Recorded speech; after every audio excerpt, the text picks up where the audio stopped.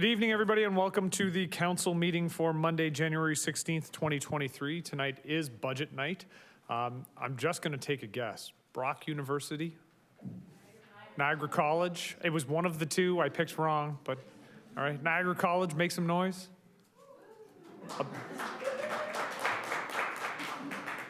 You people got quiet in the last 20 years since I was in school, so. All right, with that, please rise now for the playing of the national anthem and a moment of reflection.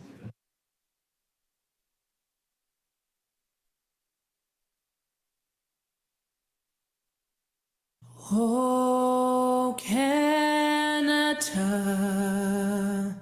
our home and native land,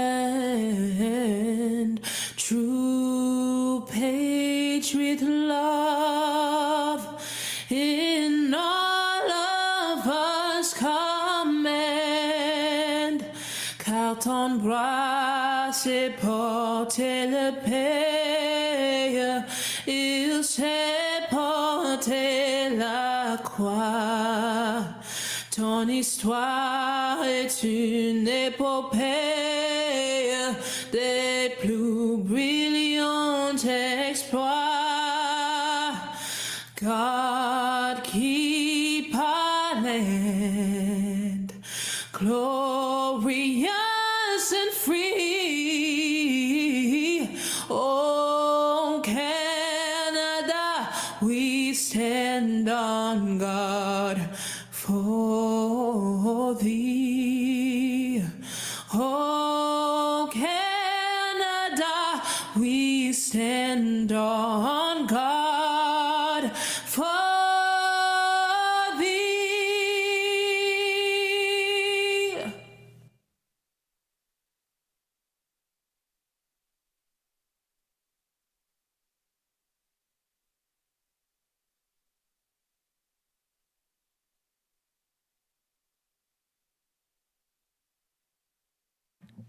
Please be seated.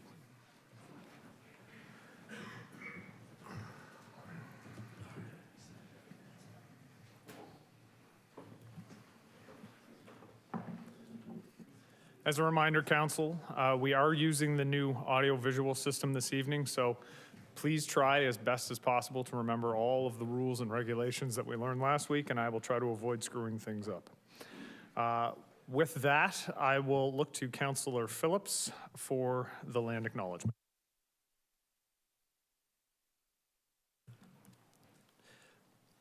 The land on which council meets today is the traditional territory of the Haudenosaunee and Anishinaabe peoples, many of whom continue to live and work here today.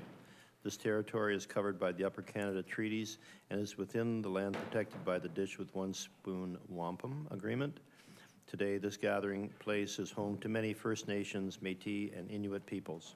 Acknowledging this is a reminder that our great standard of living is directly related to the resources and friendship of Indigenous people.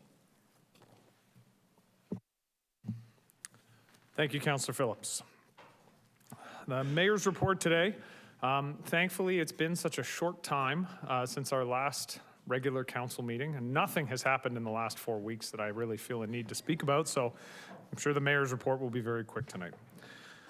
In all seriousness, though, this is our first regular council meeting of 2023. I hope everyone had a joyous holiday and you're able to spend time with family and friends. It's an important night. We do have our 2023 operating budget on the docket, so I would like to give kudos to whoever the Niagara College professor is for deciding that tonight would be the night that you are here, as this will likely be the longest meeting of the year. A couple of not impressed looks on faces back there. To begin with, though, condolences. Over the weekend, we learned of the passing of the 28th Lieutenant Governor of Ontario, David Onley. On behalf of all St. Catharines residents, I extend condolences to David's family, friends, and colleagues. We're all thankful for his legacy of championing disability issues and fighting for accessibility for everyone. And flags at all city facilities will be flown at half-mast until the date of the state funeral in memory of the Honorable David Onley. On behalf of council and city staff as well, I'd like to extend condolences to the family and friends of Liam Coward. Liam was well known in political circles here in St. Catharines as well as at the provincial level, known for his social justice activism. My heart goes out to his partner, his family, and his friends for their loss. As everybody here is aware, last Thursday, there was a significant fire that broke out at Sonic's Products, located at 20 Kiefer Road, along with an adjacent property at 18 Kiefer Road. I'd like to take this opportunity to send my condolences to the family and the friends of the lone victim of the blaze. I also want to take this opportunity to commend the St. Catharines Fire Services and Chief Upper for their diligent work on scene in battling the blaze over the course of the day. It was certainly a team effort in every aspect of the response, and I would like to take a second to thank all of those involved. Thank you to the NRPS, who went door to door to evacuate homes in the surrounding area and supported fire services at the scene along with emergency medical services. City staff, in collaboration with Niagara Regional staff and the amazing volunteers from the Red Cross, set up an evacuation center at the Kiwanis Aquatic Center. Over the course of the day, 144 residents registered at the center and were provided with a warm place to stay and a meal. The Niagara SPCA also assisted with animals who were evacuated with their owners. I was reminded that days like this past Thursday are difficult, but it is comforting to know that we live in a community with services both public and private that work so hard to keep us all safe. And at this time, I'd like to look to Chief Upper to see if we can have an update on the status of the investigation. Thank you, Mr. Mayor. Through you and council, we're working with the Office of the Fire Marshal at this time. We know the investigation, speaking with them this evening, is going to lead into next week, so we're anticipating between 10 and 14 days to continuing the investigation piece. Over the weekend, crews worked with the office. We were making sure that the scene was stable so that the fire marshal could get in to begin his investigation, which they've hopefully will get everything squared up and get the investigation ongoing tomorrow. And then we'll continue to assist them through the next 10 to 14 days with the staff. I'd like to also build on what you just said earlier and thank. I know fire and the first responders typically get a lot of the airtime in the media, but there's so many things that go on behind the scene. At 7 a.m. on Thursday, when I pick up the phone and I call Director Daryl Smith, and he answers and he doesn't say, "Hey, good morning. Hey, how are you, Chief?" He says, "Chief, what can we do for you?" And you know, I talked to Director Smith and I said, "This is what we've got. I need some help here." And he's, you know, myself and John Kukalis are on it. We'll be calling the region. And then I hang up the phone and I call Director Christie and Lori Mambella, and again, I get the same response. "Hey, Chief, how can we help you?" And just the entire team rallying around us as we're trying to get through this event did such a great job. I think every department in the city touched this thing, finance, legal, you name it, everyone's been involved. So can't thank the team enough. Just humbled to be part of such a great crew. So I just want to extend our gratitude to all of the Team STC.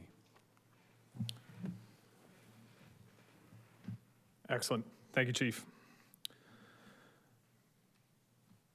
Additionally, over the Christmas holidays, there was also a storm which took place, and I want to take a second to thank all city staff that were involved with the response to Storm Elliott that occurred over the holidays. Thank you for not only helping to keep our city safe, but also to the many municipal works employees who helped support the storm efforts in Fort Erie and the Southern Tier. We were able to send staff down to work there. And I got a call actually from Fort Erie Mayor Redicop, who wanted to thank our staff, giving up their time over the Christmas holidays and volunteering to go and extend their help to our neighbors. It's appreciated. And the comment I made to Mayor Redicop was that it makes me incredibly proud to get to be the mayor of this community with staffers who are willing to give up, you know, the Christmas holidays and times that are special to them and to their families to be able to go and help our neighbors. On to some congratulations and thanks. First of all, the New Year's levy. I want to thank all of the residents of St. Catharines who joined myself and members of council at the New Year's Day levy. It was great to have the annual tradition return in person after a 3-year absence. I want to thank the Lincoln Welland Regiment, the 10th Battery RCA for hosting the event and helping us start the new year together. And I also want to thank Councillors Garcia, Lindell, McPherson, Stevens, as well as MPP Stevens and MP Biddle for joining us. On January 4th, we had our first flag raising of 2023 in honor of Crime Stoppers Month. And at this time, I'm going to ask Councillor Stevens to stand up and show off his nifty Crime Stoppers sweatshirt. It is beautiful and looks to have been worn regularly, which I love. Crime Stoppers of Niagara is a citizen, media, and police cooperative program designed to involve the community in the fight against crime and improve the quality of life for all residents in Niagara. The program provides citizens with a means to supply police with information anonymously. Thank you to the Crime Stoppers staff, the board, and volunteers for all your work to help keep the city of St. Catharines and the region safe. And to learn more about Crime Stoppers, visit http://niagaratips.ca. I wanted to take this opportunity to congratulate Shandor Chanye. Okay, I've been practicing all day and it didn't work. Who was appointed as the new Director of Legal and Clerk Services and City Solicitor. So we removed the acting title over the last couple of weeks. With more than a dozen years of law practice, including half of that time with the City of St. Catharines, Shandor will step into the role permanently after serving as acting director since the retirement of Heather Salter last April. So congrats, Shandor. Round of applause, I think. There we go. With all the tech upgrades, I should have asked for an applause sign that I could press the button for, but I didn't. I had the opportunity to attend the Cool as Ice Gala this weekend, formerly known as the Niagara Ice Wine Gala, along with Deputy Mayor Phillips and a number of city staff, including Mr. York, who made fun of what I was wearing. It was at the Niagara Parks Power Station, and it was a great night celebrating Ontario's finest flavors, featuring more than 15 of the region's best wineries. The festival continues these last 2 weekends of January, so be sure to visit niagarawinefestival.com to get your ice wine discovery pass and experience winter wonderland in wine country. And looking forward, which means I'm almost at the end, so if you have anything to add today, start thinking about it. A reminder to residents to visit the Humanity art installation located in Montebello Park before the end of January. Humanity is a beautiful art installation that radiates messages of hope and compassion, and the artwork, which was commissioned by Masai Ujiri, the vice chairman and president of the Toronto Raptors and Giants of Africa co-founder, was installed in December and will remain in place until the end of January, thanks to the efforts of Niagara Artists Centre in partnership with Ram Design and with support from the city. This past Friday, I had the opportunity to attend my first fish fry of 2023, this one at the Royal Canadian Legion Branch 24.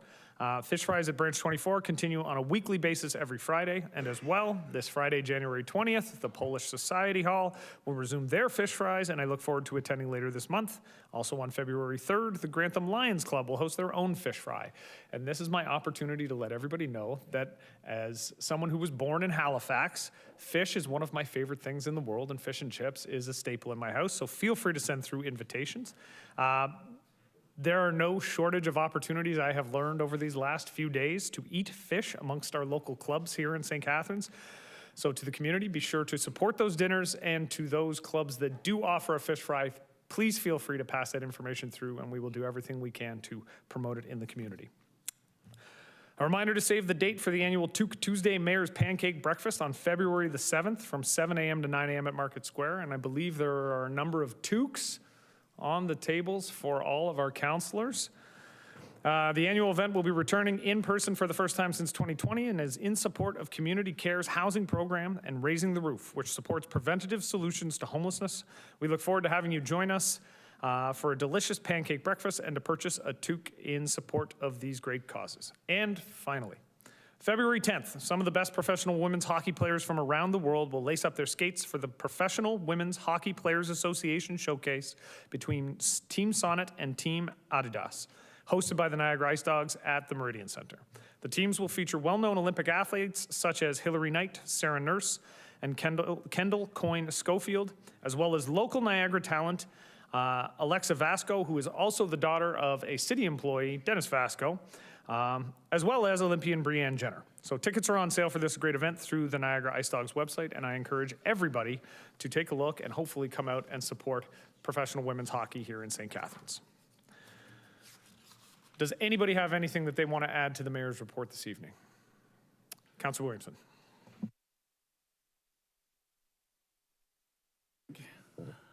No, good. We do have spaghetti on the first Wednesday of every month at the Port Louis Lions Club as well, if you get tired of fish. I don't believe it's possible to get tired of fish, but it is nice to mix things up from time to time. Anybody else? Does anybody have anything else they want to add? I will say, by the way, I appreciate those councillors who have passed along information. Always feel free to do that, but I don't mind sharing some time at this point in every meeting if you do have anything you'd like to put forward. All right, seeing none, we'll move on to item number 2, the adoption of the agenda, and I will look to the clerk.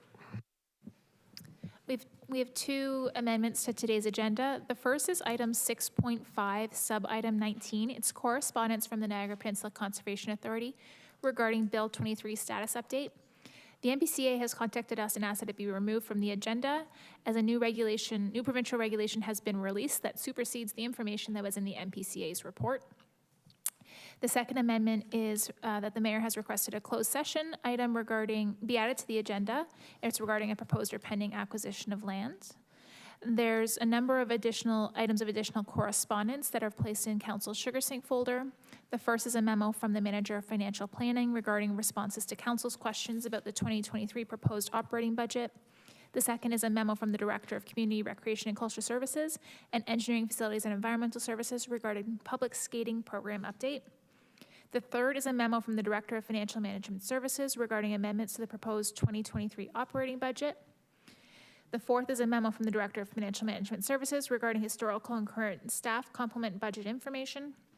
The fifth is a memorandum from myself regarding the processing for consideration of the 2023 operating budget.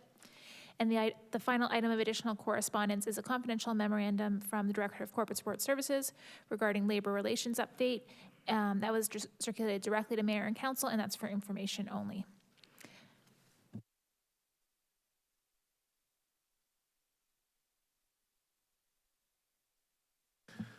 All right, so can I have a motion to adopt the agenda as amended? Councillor Harris, seconded by Councillor McPherson. All those in favor? Opposed? And that is carried unanimously. Item number 3 is the adoption of the minutes. We have the minutes of December 12th, 2022. Can I have a mover to adopt the minutes? Councillor Miller, seconded by Councillor Stevens. All those in favor? Opposed? That is carried. Declarations of interest. Are there any declarations of pecuniary interest this evening? Councillor Lindahl.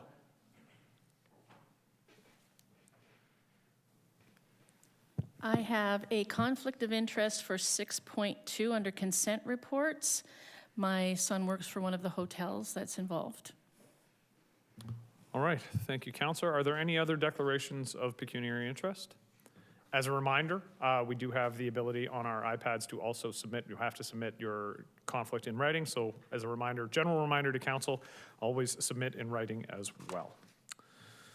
All right, so moving on to item number 5, which is the motion to move the consent reports. And before we do that, the following item has been requested to be moved from consent to discussion. 2 items actually. 6.2, the Economic Development and Tourism Services Municipal Accommodation Tax impacts on accommodation providers. And that's being moved by Councillor Garcia.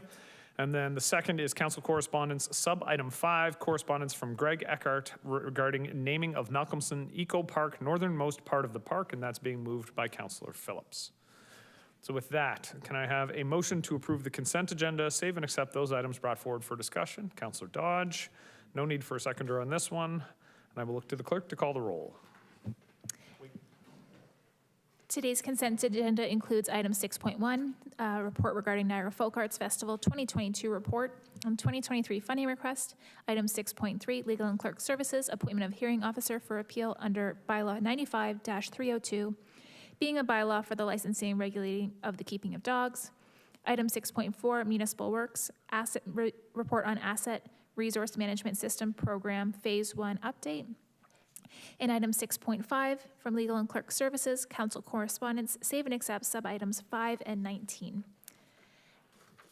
Councillor Phillips. Yes. Councillor Ratzlaff. Yes. Councillor Dodge. Yes. Councillor Garcia. Yes. Councillor Lindell. Yes. Councillor McPherson. Yes. Councillor Stevens. Yes. Councillor Townsend. Yes. Councillor Williamson. Yes. Councillor Miller. Yes. Councillor Kushner. Yes. Councillor Harris. Yes. Mayor Cisco. Yes. And that's carried. All right.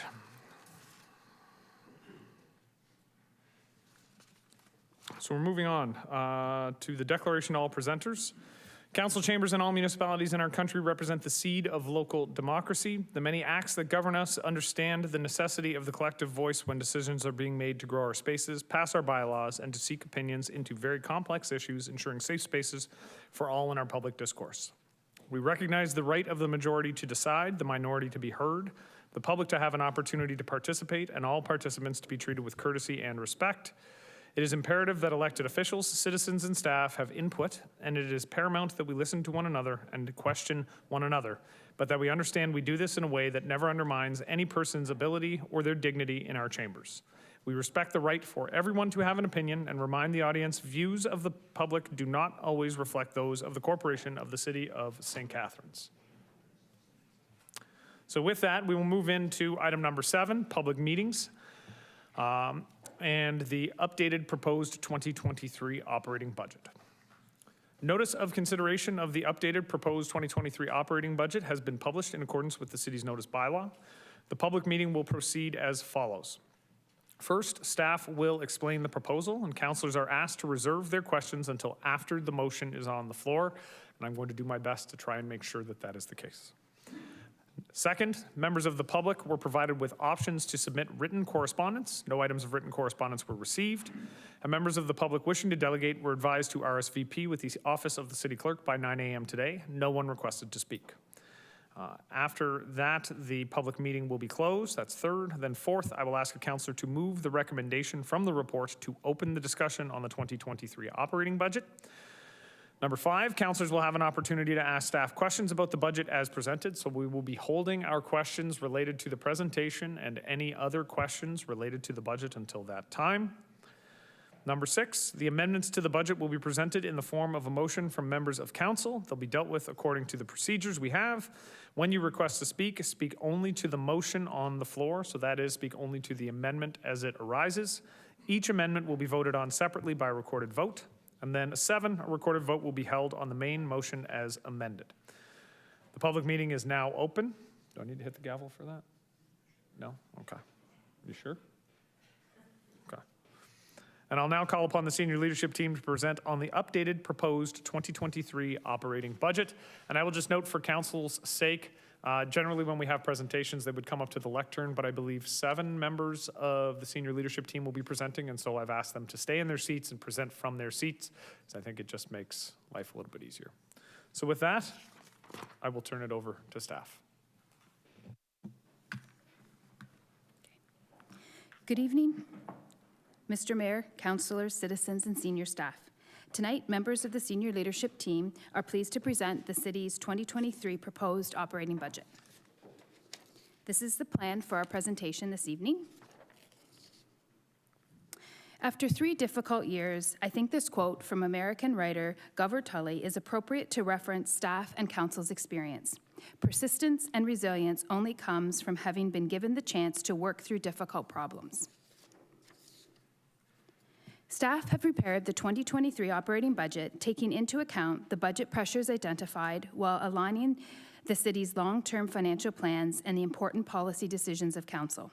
The 2023 proposed budget maintains service levels while recognizing higher than average inflation, addresses the continued financial impacts of COVID-19, dedicates funding to ensure our assets are maintained in a state of good repair, includes strategic community investment, stabilizes and enhances city services, and supports a compensation program that reflects the challenges in the current employee market. The City of St. Catharines is at an important point related to risk management, particularly with respect to city's operations and internal capacity to effectively implement and execute strategy. Management is working across and throughout the organization to stabilize and enhance our competency, capability, and capacity through resource needs from people, processes, and technology, to be a customer-centric organization and to effectively deliver on our commitments. Inherent in the annual operating budget processes are the pressures of inflation, growth, fluctuating revenues, as well as infrastructure renewal costs. The COVID-19 pandemic continues to impact city programs and services. While some of these revenue losses are temporary in nature, it is anticipated that a portion of these revenues may be permanently altered as customer behaviors shift longer term. The 2023 operating budget presents a one-time opportunity for the city to regain some of its financial sustainability. Balancing the experience of the past 3 years with the opportunities and challenges in front of the city, now is the time to build resilience for what lies ahead. The budget process provides a venue in which decisions are made to ensure the appropriate balance between affordability, maintaining service levels, and financial sustainability is achieved over the long term. The city, like everyone, is facing many significant challenges as we move into 2023. The 2023 budget is about playing catch-up and phasing in investments required in our community, which will prepare us for the future. There are hundreds of services provided by the city that our citizens rely on in their day-to-day. Tonight, members of the senior leadership team will share some details of these important services that are funded by the tax levy budget. To start us off, the city's Director of Municipal Works, Daryl Smith. Over to you, Daryl. Thank you, Christine. On this slide, we have many statistics around the infrastructure that we have. And I know that these have been in front of council several times, so I wanted to try to put some of this into perspective. So we have 575 kilometers of city roads. That's like driving to Purdy's Fish Market in Sarnia, picking up some lake perch and bringing it back home, and you still wouldn't have driven 575 kilometers. And as for our sidewalks and pathways, if you lay those end to end, that's more than enough to get you to the Arnold Schwarzenegger Fitness Expo in Columbus, Ohio. Just a few of the infrastructure that we keep ready for the citizens of St. Catharines. Next slide, please. And around these numbers, I would like to put into context some of the things that support these statistics. For instance, for winter control, we have 22 large trucks, 8 small trucks, and 12 sidewalks machines to maintain the infrastructure. For that 1.7 million square meters of grass cut in city parks, we have 4 land prides, 50 ride-on mowers, and numerous hand-push mowers. We use over 1,300 tons of asphalt in patching our roadways. Almost 4,000 hours of staff time is picking up garbage in the downtown, and another 2,400 hours picking up garbage on service roads. Over and above the contractor that we use for homeless encampment cleanup, there's about 3,000 hours of city staff cleaning up as well. And this year, we've had 723 internments in our cemetery. I'll now turn it over to Phil Christie, Director of CRCS. Thank you, Daryl. The next 2 slides provide an overview of the city's community recreation and culture programs, services, and facilities. As we strive to be the city where everyone can play, it's important to note that it truly requires a concerted effort between all city departments to deliver programs and services to our residents in a safe, clean, inclusive, and friendly manner. As the needs of our city change, our teams are constantly working to modify the design of our physical spaces and program offerings while considering the impacts to our operating and budget pressures.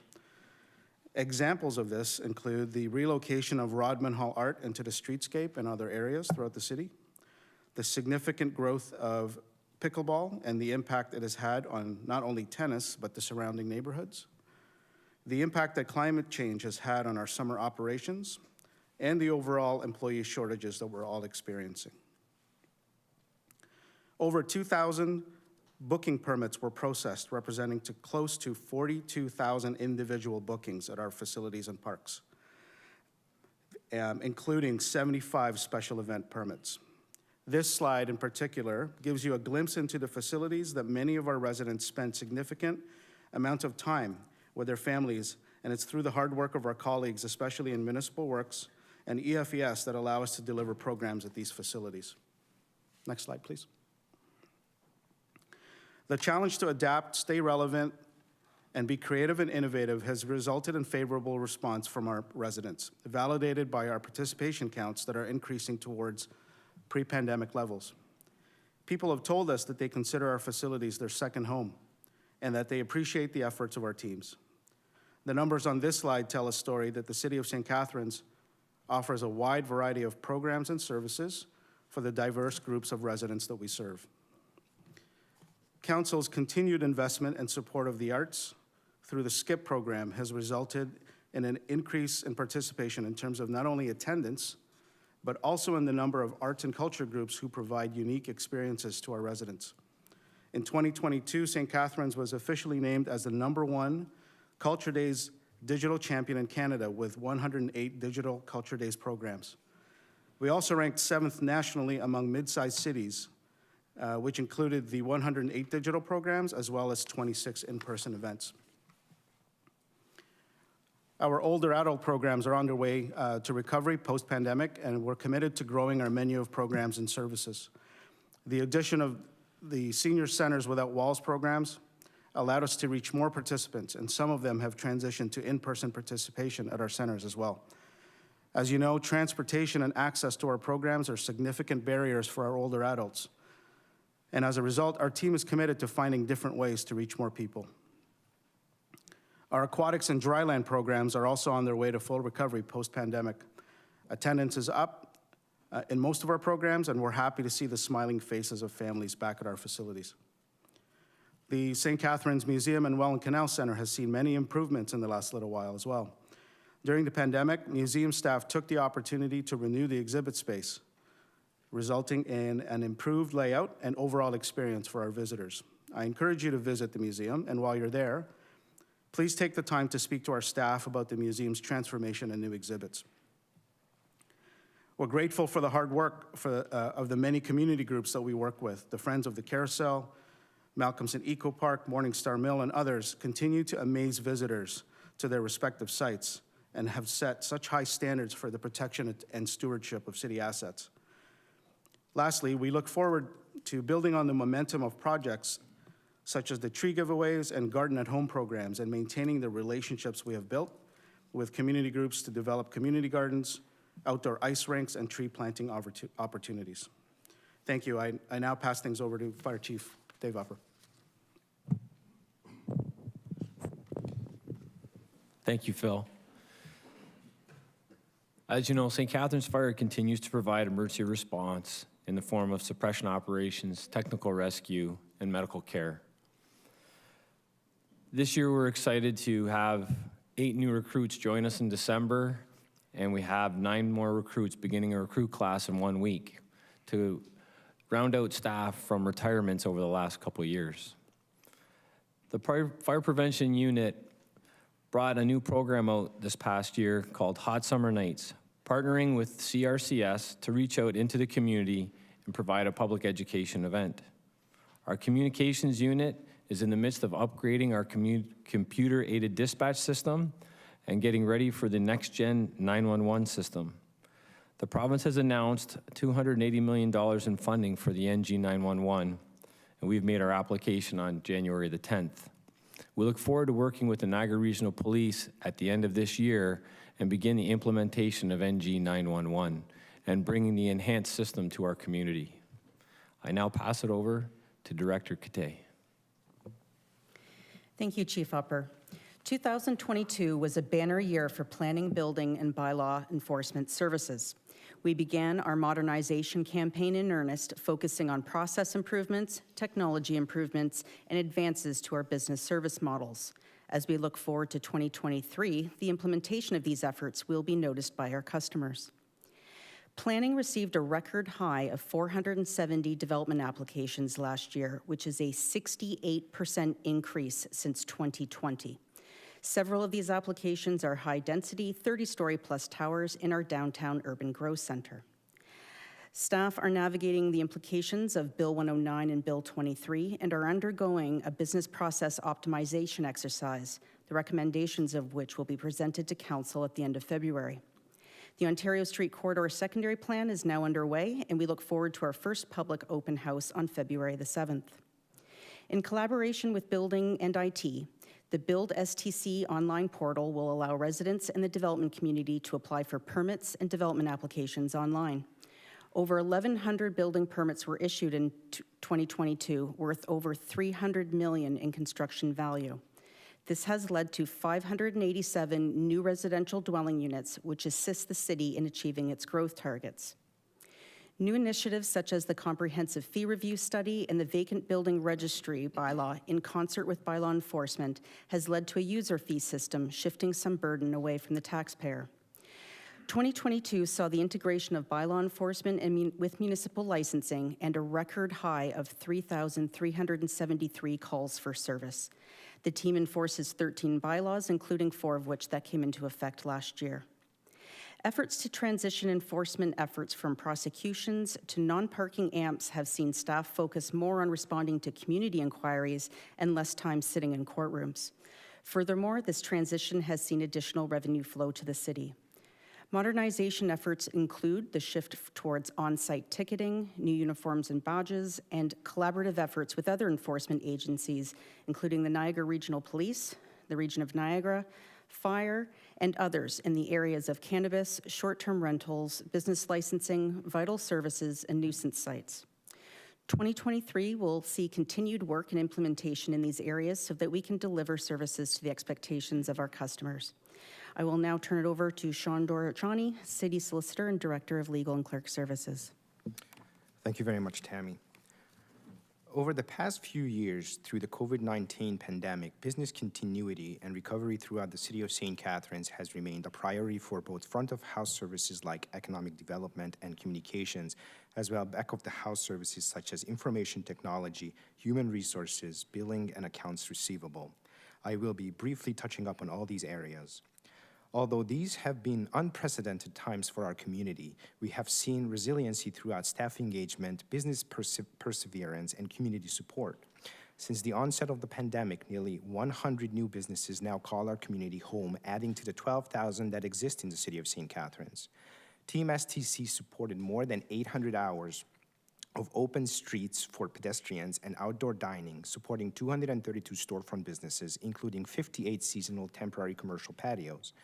With the return of festivals and events this past summer, we welcomed back more than 130,000 visitors to experience all that we have to offer. Our Information Technology Division has been focusing on the implementation of new innovative technologies that benefit the citizens of the City of St. Catharines, the enhancement of IT security features, as well as other projects to streamline processes. Our IT division resolved more than 5,000 ticket requests for service support. Our human resources team has been busy with talent acquisition, organizational training and development, employee labor relations, health and safety, and much more. Our HR recruitment team welcomed 246 new hires. Corporate communications continues to focus its efforts on community engagement, promotion, and awareness, as well as media relations with support from the local media. There continues to be a large social media following, nearly 55,000 followers on the city's channels, and with the launch of a new and improved website, more than 765,000 users and 3 million page views in 2022. The city continues to also use Engage STC to complement other engagement opportunities for the community, with more than 5,700 total visits in 2022 and nearly 70,000 total visits since its launch, with 7,000 engaged users. Our administrative support team in finance issued nearly 50,000 tax bills, paid out 19,000 invoices, processed 61,000 transactions, and ran 284 payroll batches. I now turn it back to the Director of Financial Management Services. Thanks, Jandor. There are a number of issues that the city will need to be mindful of in 2023 and future years. There is a need to deal with the significant inflationary pressures and the ongoing COVID-19 impacts, while at the same time addressing the needs of our growing community with low assessment growth, which is expected to increase over time. Investment in city services and community amenities have not kept up with our growing community for a variety of reasons. In preparing the 2023 budget for Council's consideration, staff have identified pressures that need to be considered within the context of the budget discussions. Over the past few months, city staff have shared information with City Council through council orientation, budget workshop sessions related to the pressures that need to be considered within the context of the operating budget discussions. Inflation, supply chain impacts, and labor shortages in Ontario continue to pose an issue for municipalities. These pressures primarily relate to staff's ability to continue to deliver existing services. Left unaddressed, these pressures will significantly challenge the organization's ability to deliver service at their current levels. Staff have identified the following categories for these pressures when evaluating the 2023 budget. They're shown here on the slide for council. All of these budget considerations will ensure residents continue to receive programs and services that provide for their high quality of life in St. Catharines. Budget workshops were held to provide more detail on these pressures for council members. Staff also held 2 drop-in sessions for council on December 19th and January 4th to bring any questions they may have related to the 2023 operating budget and to allow city staff to provide more detail to them. These sessions were in addition to the opening presentation held on November 23rd, which provided an overview of the operating pressures and opportunities. Council also submitted their questions via email, and responses were sent on January the 9th. All of these discussions created the environment for Council to more fully understand the budget considerations and their impact on the city's services in 2023 and beyond. Now, the city's Director of Corporate Support Services, Jeanette Pilateri, will share some of our information with staffing resources and people pillar investment. Jeanette? Thank you and good evening. We know the ability to deliver services is directly linked to the appropriate staffing levels.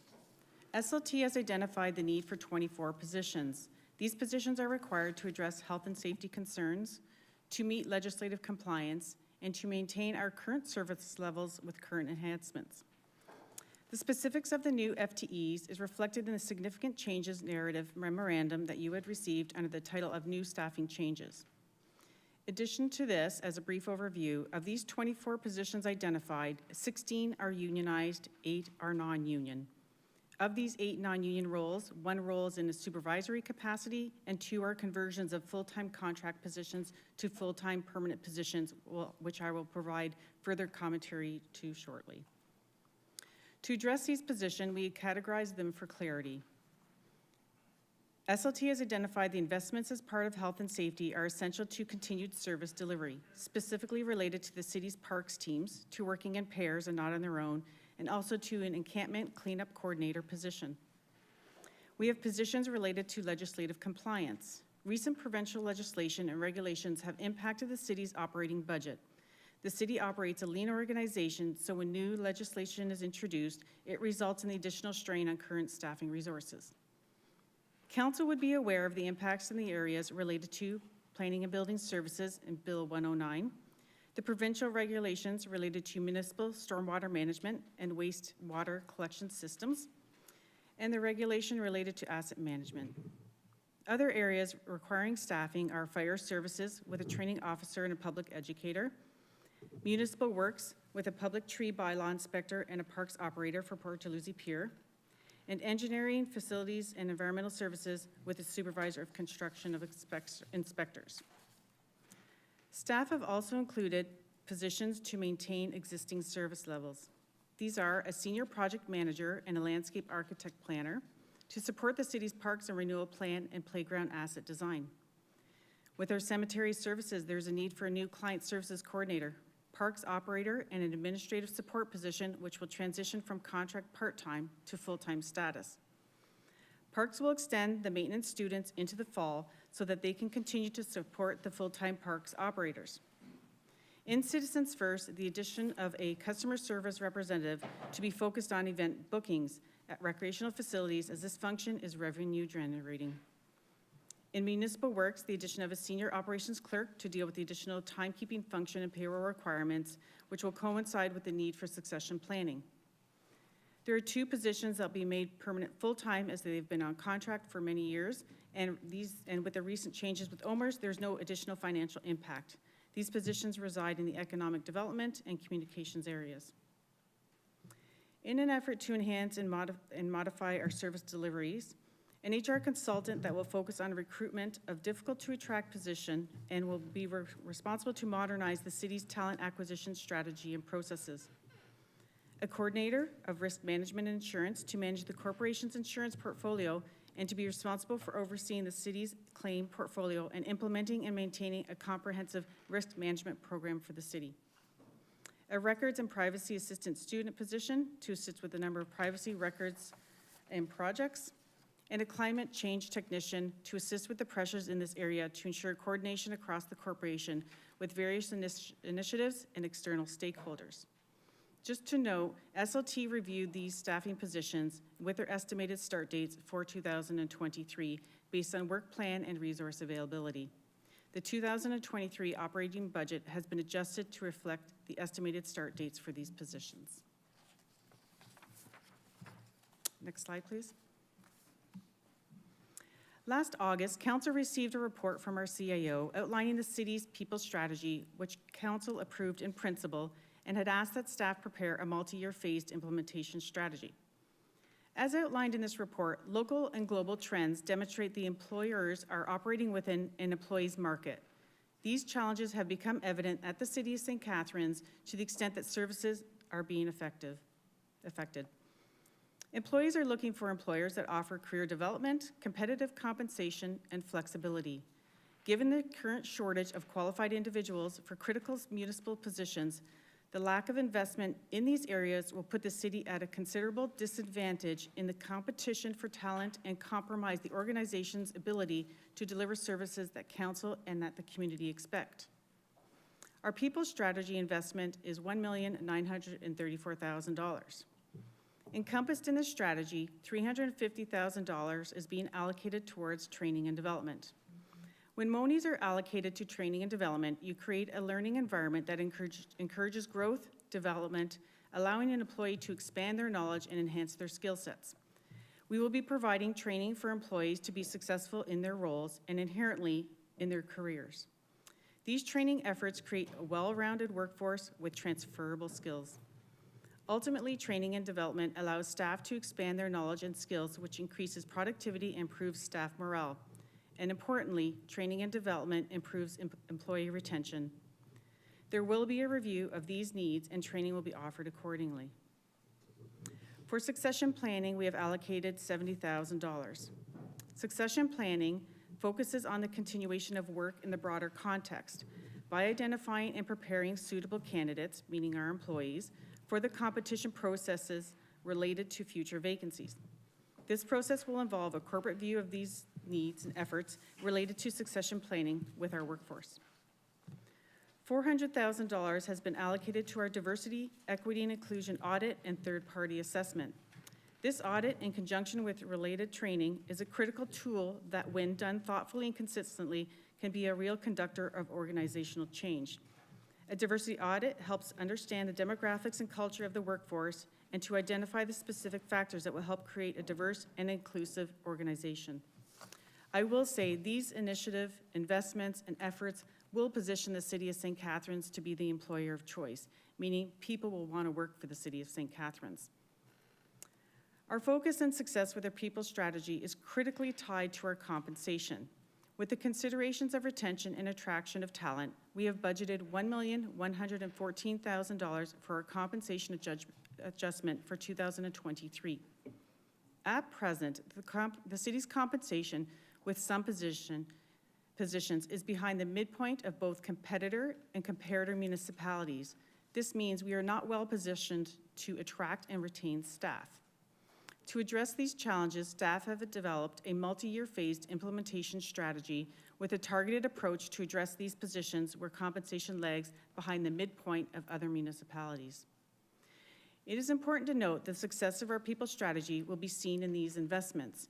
Investing in our staff will ultimately lead us to be successful in meeting council objectives. And lastly, with regards to our core service review, one of the key findings in our 2019 Audit and Accountability Report prepared by Ernst & Young was that the comparatively low staffing levels related to the services that are offered by the City of St. Catharines. During the development of the people strategy, Ernst & Young subsequently recommended addressing this issue through a core service review to ensure service levels are sustained over the long term with provided resources. The core service review will not have a budget impact as $350,000 have been funded by the Tax Rate Stabilization Reserve for this review. Now back to Christine.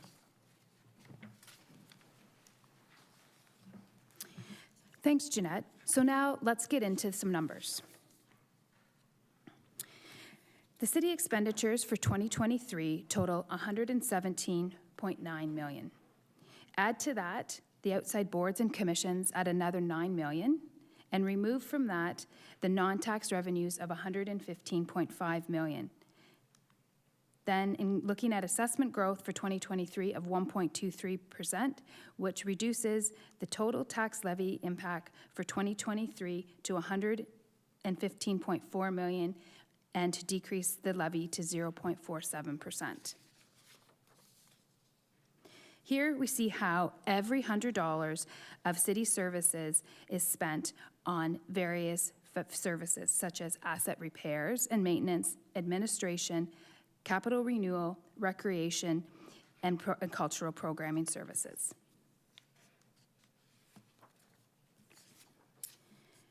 With an understanding of the pressures and the challenges in developing the 2023 budget and its expenditures, we now take a look at where the revenues come from to pay for these expenditures. At slightly more than 91%, property taxes paid by our citizens are the largest funding source of the city's operating budget. This money is used to fund essential municipal services that ensure our city provides the services and amenities that our residents rely on every day. Other revenue sources include investment income, payment in lieu of taxes, which is payments from other levels of government which own property in the city, grants from the province, reserve transfers, and other revenues such as supplemental taxes and penalty and interest on taxes.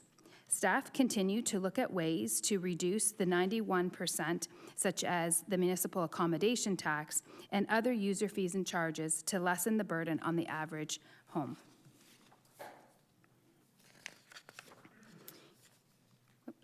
After looking at the overall numbers, let's see how this translates to the median home. For the median home with an assessed value of $255,905, the city portion of taxes in 2023 will be $1,691.51. This is an increase of $1.64 or 0.1%, which is equal to the price of a small cup of coffee. Part of the reason for the low increase in the median home is a result of the upload of transit services to the Niagara region, shown here with the decrease in the urban service area portion of the city's tax bill.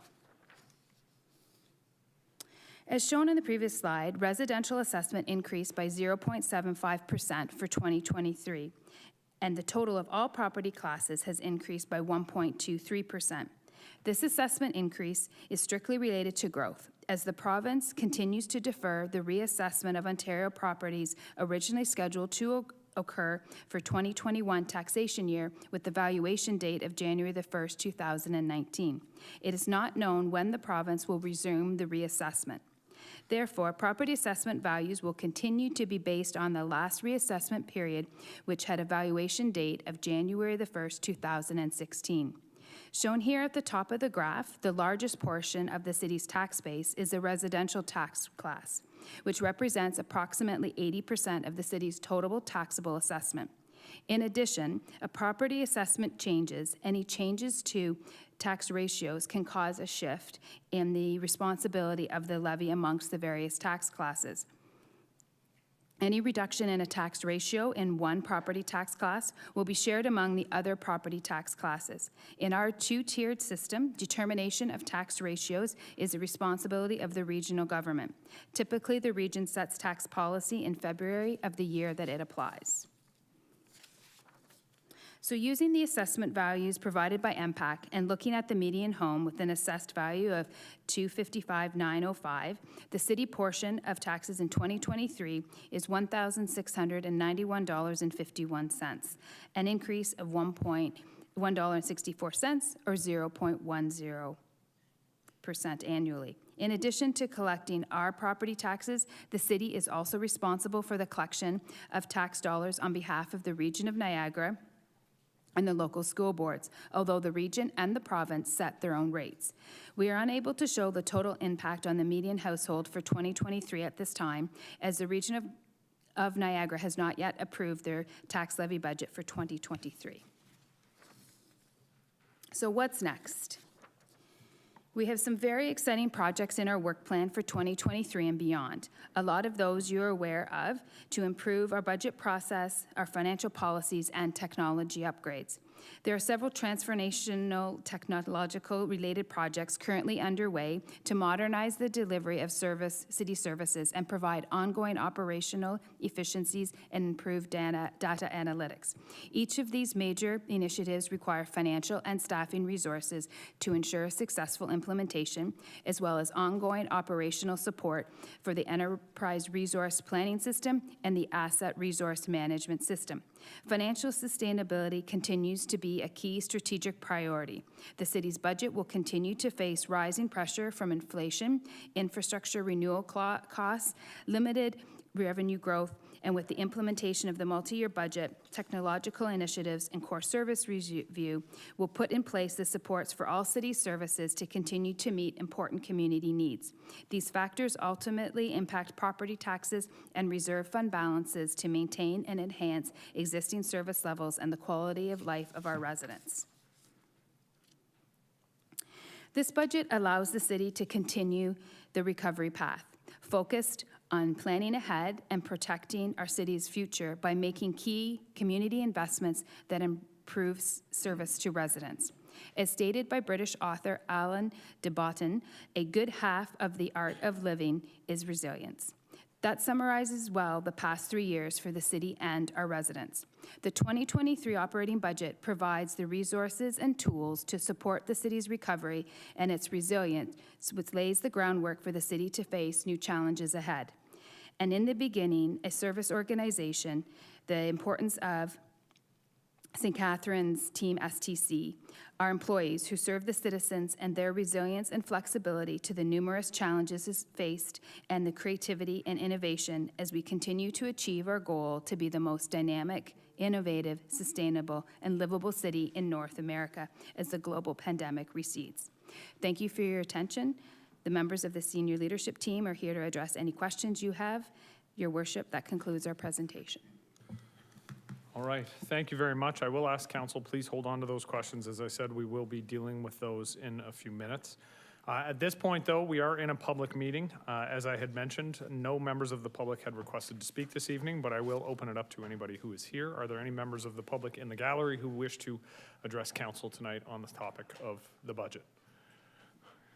Councillor Williamson is encouraging people. Sir, if you'd like to come down, feel free, up to the lectern.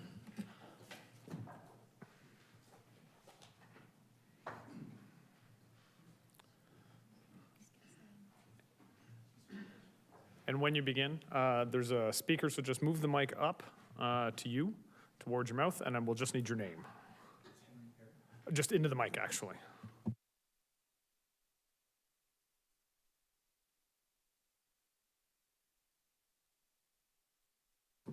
Thanks. Got it. With the province downloading or offloading, I guess, the cost of building houses, how is that going to translate into the budget for the city? I guess that's 23, I believe? Bill 23, yes. Right, so will that show up on our yearly indication of how we spend our money? So for this year, it won't. We are still waiting for the details from the provincial government, and so we weren't able and aren't able to include those budgetary impacts in this year's budget. However, if there are budgetary impacts in future year budgets, those will be identified clearly on anything that the city puts out. School and the we will find a method to ensure everybody knows the reason behind those budgetary impacts. Excellent. Yes. I guess I was wondering if there's, because I take it the developers won't be paying this, and of course the people who buy the homes won't be paying it. Is there a way to kind of bring it back around to the people who will be buying those homes, say like a one-time tax of whatever the developer would have paid, to put it back onto the people that are buying the homes, if you understand what I'm saying? So a replacement for the development charges. Rather than spread it amongst the people of the city who aren't buying those homes. I don't know, I know staff have a number of reports, as I said. We're waiting for a lot of the regulations to be finalized with the province, and once we understand what the rules actually are, staff are going to be presenting back with options on what we can do to try and mitigate the concern. And you're raising an important one. It's one that I've talked a lot about, and I know many of the other, at least the Ontario Big City Mayors Caucus, which I'm a part of, we've stressed that any development charges that aren't paid by the developers when they're building out their housing developments or other buildings, whatever used to be eligible for DCs that will no longer be eligible for development charges, those costs have to be paid by someone. The path in the province of Ontario for, and I'll look to Ms. Kate, how long has growth paid for growth? Through the mayor, growth pays for growth has been a widely accepted concept for decades, and the way that that has been implemented at the municipal level has been through application fees and development charges and community benefit charges. So it's actually has a number of varying start dates. And just for clarity's sake, Bill 23 hasn't totally abolished development charges, but it has made reductions and exempted certain fees and other things to certain categories of development charges. So as per the mayor said, we kind of need to get through a year or so to see what those implications are for us, because the city of St. Catharines only brought on city DCs as of January of last year. So we don't yet have an accounting of what we're losing because we haven't accepted it yet. But we will be reporting back on that as it goes. Anyways, just as a homeowner, that's my consideration, is to not subsidize people who are buying new homes. And as a homeowner, I tend to agree with you. Thank you. Appreciate it. Thank you, sir. Are there any other questions or comments? All right, seeing none, then at this point, I could have a motion from council to close the public meeting, just closing the public meeting. Councillor Lindell, Councillor Harris. All those in favor? Opposed? And that's carried. Wait.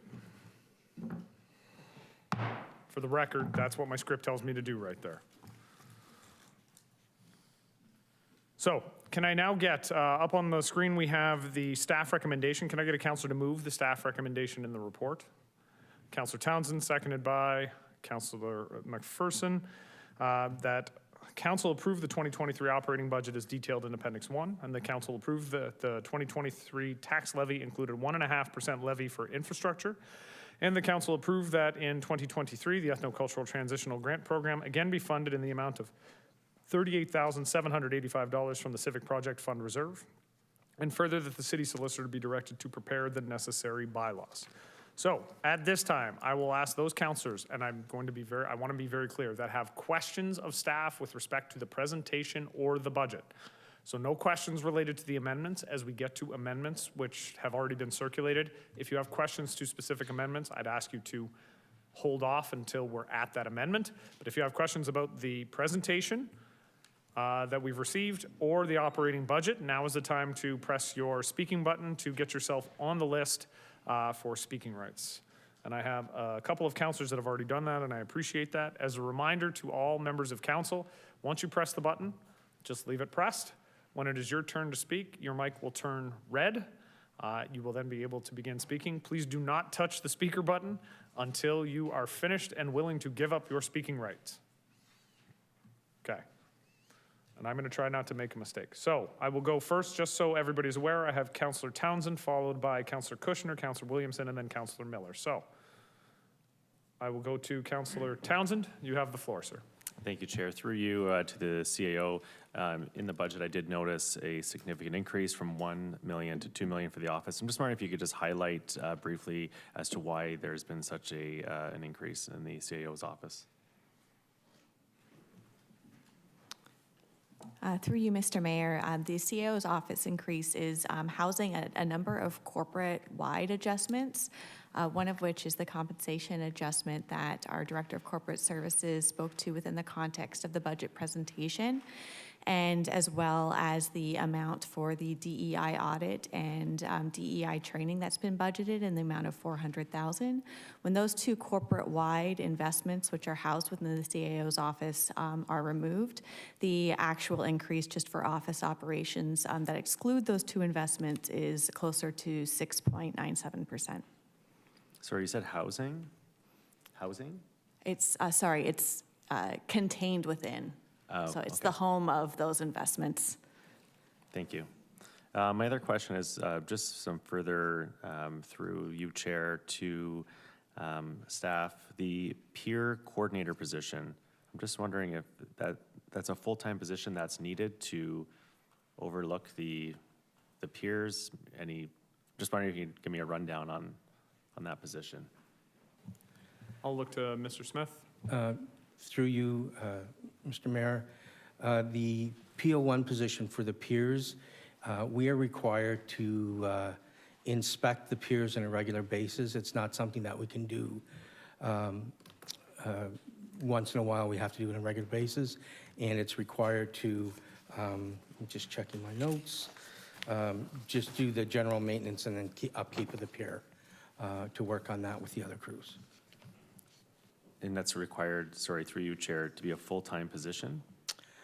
Through you, Mr. Mayor, yes, we anticipate that that will be a full-time position.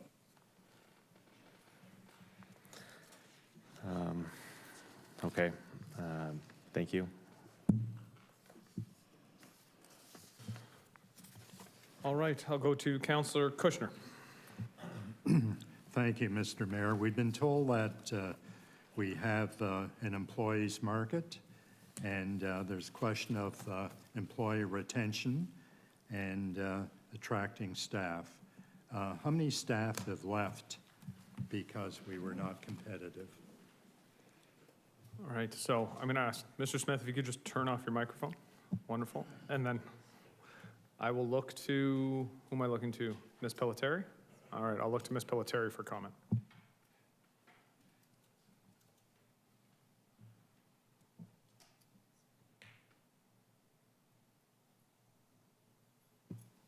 Through you, Mr. Mayor. I do not have that number at my fingertips, but I do know that through our recruitment process, we are struggling to obtain various positions within the organization. And I think we have, out of our, I think we had some 50 vacancies, half of those are ones that have been a struggle for a long period of time. So we have 50 vacancies, and how is the work being done? Through you, Mr. Mayor, within the operations, and I would assume that the impact across the corporate organization is prioritizing the work. So I'm assuming they're prioritizing, and there's other work that is a necessity in those areas, but they are being put to a lower priority and obviously needing to be addressed as, you know, time goes on. And is this mostly in outside employees? It's, through you, Mr. Mayor, it's across the corporation itself, not in any particular area. Mr. Oakes? Thank you, Mr. Mayor. Yeah, it's a difficult question to answer specifically because it is across the entire corporation.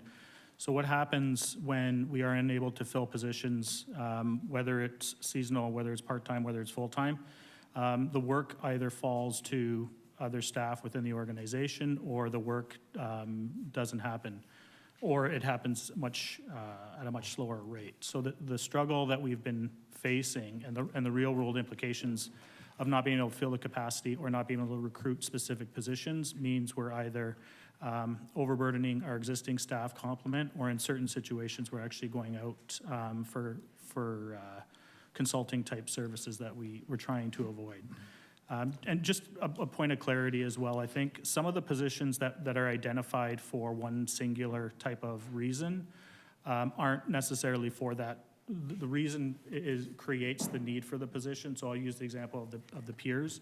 That park operator will be doing other things as well. It's not 100% on the pier specific. So just trying to provide some overview, but it does place a significant burden on the existing staff complement when we're unable to fill positions. Okay. If we have 50 positions that are vacant, if we fill them, why do we still need another 24 new ones? Through you, Mr. Mayor. So when we engaged into the people strategy, there's a variety of things, and the presentation sort of highlights. There's health and safety reasons, there's legislative responsibilities that have been put on place of the municipality. And in those situations, we have to be able to bring on staff to deal with it. In other situations, in planning as an example, it's demand generated. So, you know, the more development activity we have, there's a need to increase our staffing complement.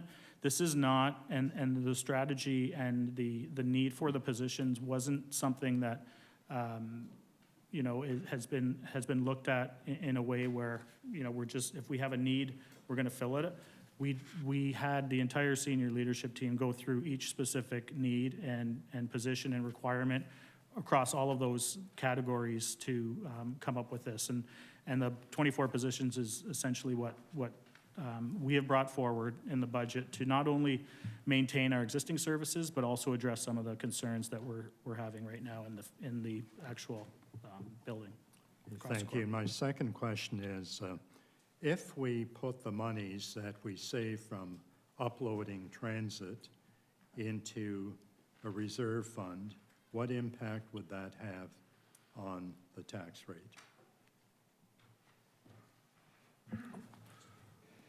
Ms. Douglas? Thank you. Through you, Mr. Mayor. With regards to the uploading of transit services, there is approximately $13.5 million. And if we were to put half of that into a reserve, we would need to identify $6.75 million in reductions within this operating budget. So staff would need to, if that was the direction of council, staff would need to have a look at what potential options would be available to us with regards to that amount. Okay, but my question is, if we finance the expenditures through a tax increase and disregarded the 13 million that we're saving and put that into a reserve fund, what is the impact on the tax rate?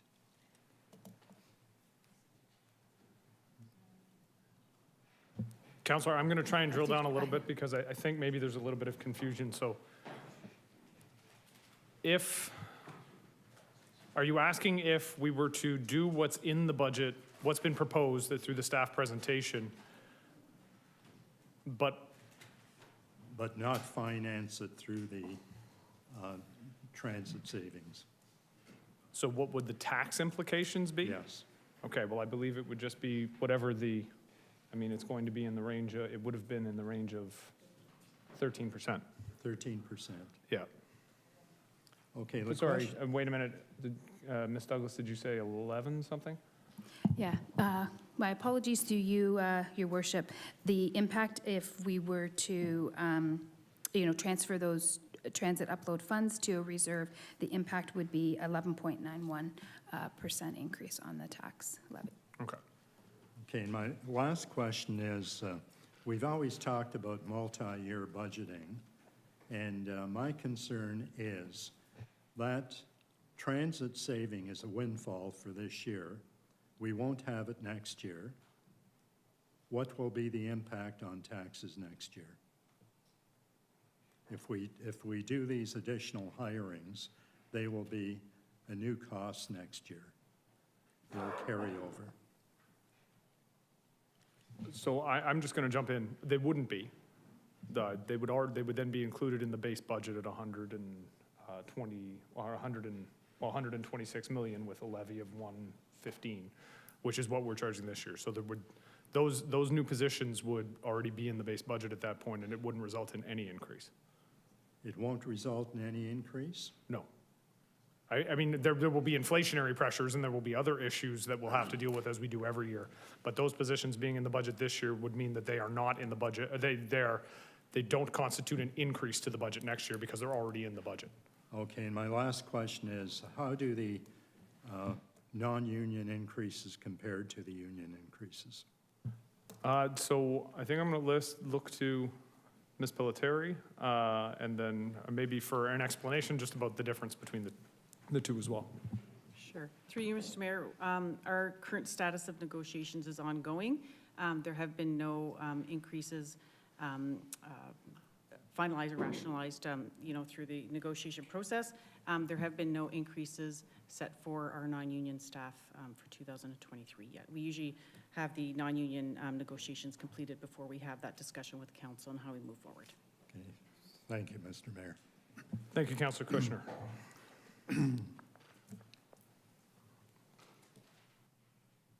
Councillor Williamson. Thank you, Mr. Mayor. First of all, to the one gentleman that was the only citizen that came forward tonight, George, I didn't catch his last name. Beard? George? Okay. Thank you. Sorry? Anyway, his point, he asked a good question, and just in terms of process, are we asking questions now and can make final comments later, or are we going? I appreciate actually your question. The clerk and I were clarifying. I'm allowing questions now, and once we have gone through the amendments, there will be time for comment on the budget as a whole. So I'm asking just questions right now. Everybody stuck to that, but I appreciate you asking so I could clarify. Thank you, Mr. Mayor.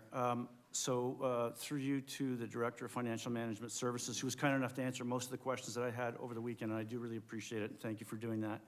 And sorry I wasn't talking to you earlier. We did discuss the fact that there is $1.7 million, or 1.5% of our budget, that is resulting from effectively a provincial download, I think separate from the issue of Bill 23. I just wonder if you could confirm that that's what this legislative impact of the Ford government has on this budget, is about 1.5%. Thank you. Through you, Mr. Mayor, to the councillor. The estimated impact is, you're accurate with 1.7%, and it's approximately 1.5%, and it's the various legislative changes, a combination of changes to provincial legislation as well as OMERS plan changes and reduction in grant funding. Thank you very much. And then just to Councillor Kushner's point, people, I would say sold, but one of the alleged benefits of moving to a transit system that had the governance at the regional level of government, for the students who are here, we have 2 levels of municipal government. We have the council here, 12 members elected in 6 wards, and the mayor, and the region is the upper tier government, and they do some different functions like policing and public health and some other stuff, and now transit. So to use that, because we're looking at a 13% increase if it wasn't for this change in the transit. That's concerning to me, because this was supposed to be about cost savings. So that is, and to suggest that, I mean, it's going to increase our total budget next year, yes, and then every year after. It's not as if it's a one-time expenditure. So they're the concerns that I have. I guess that's more of a comment than a question, but that's, I just wanted to basically put that out there. So thank you. I do have some comments later. Councillor Williamson, I will only say you are the master, sir, of the comment as a question. I will look to Councillor Miller. Thank you, and similarly, I apologize for not asking these earlier. Just a few questions about some of the items in the budget. I think we're removing the budget for the downtown road closures entirely. Does that mean that's not happening? My impression from the letter from the Downtown Association was they were still sort of thinking it over. I believe, no, I think it was that they were removing it almost entirely. There will be 3 occasions, which I think fits into the normal budget, so. Okay, so it will not be the regular weekends that we have experienced over the last few years. That program is done. Okay. As a decision of the Downtown Association and their board of directors. Okay. Do we, I guess maybe this is a cross-council question. How did the Downtown Association make that decision? Because I don't remember any public opinion about this. I will, if Councillor McPherson wants to jump in, I will say, I know it was a contentious decision. There were 2 sides, very loud and vociferous, but the good councillor would like to indicate, okay. So let's just pause for a second. Councilor Miller, if you could turn your mic off. As long as I can turn it back on later. It will be turned back on, have no fear. And then Councilor McPherson's mic. For those in the audience and those at home, this is a brand new system, and this is the first meeting we've used it properly, and it just so happens to be the most important meeting of the year. So please bear with us. Councilor McPherson. And it turned on magically. The Downtown Association made the decision after consulting. It was through a board decision and through the executive director. It was decided that the Downtown Association did not have the capacity to once again open or have road closures every weekend and make them viable or interesting. And then as well, it was a board decision. So they're looking at 3, maybe 4, but 3, and that's in conjunction with the Suitcase and Point weekend in the soil, Grape and Wine, and I think there's another one thrown in there. So that's how that happened. And yes, it was very contentious. All right, so we'll pause for a second. Okay, so the council coordinator is going to turn your mic back on. So there we go. Okay, thank you. Just, I would imagine maybe we'll get some negative public feedback on this because I think that program was kind of successful and it was like one of the only walkable places in the whole city. Do we have the ability in future years to do this on our own? Do we need the Downtown Association's assistance? We definitely do. I think in the past, it was originally a council direction to the Downtown Association to find a way to program it, and they did. It was maintained for several years, but at the end of the day, I think when we're making decisions related to that, we do need to lean on those proprietors who would be, essentially programming the area as much as they did, which was a great deal over the last few years. And it can be onerous for some of the business owners to staff up on those weekends. But we always have the capacity. That was actually how the program started. Okay. Just another note from, I think, the Civic Project Fund, the physician recruitment program, what's our metric for success on that program? And is it hitting those metrics? I will look to the Director of Economic Development and Tourism Services. Thank you. Through the mayor to the councillor, the metric is an annual measurement of how many doctors we're in versus how many a good allocation is for a community of our size. That being said, 99 is the allocation for a community of our size. Last year we recruited 7, and I believe as of June we were at 84. So, we're looking at a net difference of 10 to 15 annually. The attrition rate is quite high given the age of our doctors, the age of a GP in our community as well. Okay. The new position of the, I believe we're calling it the Faith and Culture Coordinator, what's the timeline? I think that's a 6-month contract. So what are we looking at in terms of when that position is going to be filled? Ms. Douglas? Thank you, through you, Mr. Mayor, to the councillor. The 6-month figure was used as there is some preliminary policy work that needs to precede that. So the position, we didn't anticipate having that position come on until the second half of the year, but it is a permanent position that is included within the budget. And there'll be a report coming forward from staff with regards to the particular policy with regards to that position. Okay, and is that what's the skill set on that position that we're looking for? I'm not sure if this should go to Mr. Oakes, Ms. Pelletieri, or if this is something that would be addressed in the report that is forthcoming. And it looks to me like Mr. Oakes was about to say the same thing, so I'll leave it to him. Thank you, Mr. Mayor. Yeah, one of the reasons, if this position is approved in the budget, there is the committees that are, the process right now that's doing the committee review, we would have to bring the position and have some dialogue with the community. We don't know specifically what the actual skill set would be until we get to that point. So that's why it's going to take a bit of time to develop, if approved. Okay. And my last question, just I think probably to Mr. Martuccio. Happy to see the free menstrual products at city facilities is in the budget again. I'm just curious where, in 2019, I think we sort of said that was a pilot program. So where's that at now? Is it still at the 2 facilities? Are we looking at expansion of that program? Through you, Mr. Mayor. Currently, the program is obviously being rolled out at Seymour Hanna and Kiwanis Aquatic Center. We were using this year because it was the first year since our facilities have been closed to quantify and pilot to see what type of resources are required in order to support the program. We do have some preliminary numbers. We'll be using those numbers to identify if we can continue to roll it out at other facilities. But at this time, we are still unsure on what we can afford with the funds that we have in the budget. Okay, so potentially next year's budget, we might be looking at a more, moving away from the pilot phase to a more long-term. Through you, Mr. Mayor, that's correct. Okay, all right, thank you. Just as a follow-up to that, Mr. Martuccio, would it be fair to assume that there'll be a report of some sort coming back outside of the budget process so that council has that information in advance of the multi-year budgeting? To you, Mr. Mayor, yes, there will be a report outlining what the success of the program was. Excellent. Thank you so much. We'll move on now to Councillor Garcia, who will be followed by Councillor Phillips. Thank you, Mr. Mayor. Through you, first of all, some clarification from Ms. Pelletieri, perhaps.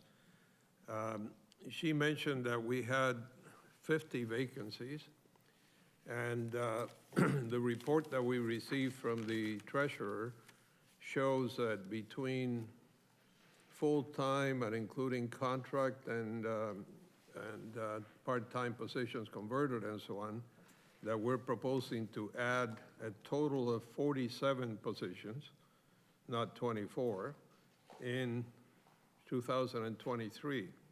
So are we saying that we need to hire 100 people, which is like 25% of the total complement? I think this one's actually going to go to Ms. Douglas. Thank you, through you, Mr. Mayor, to the councillor.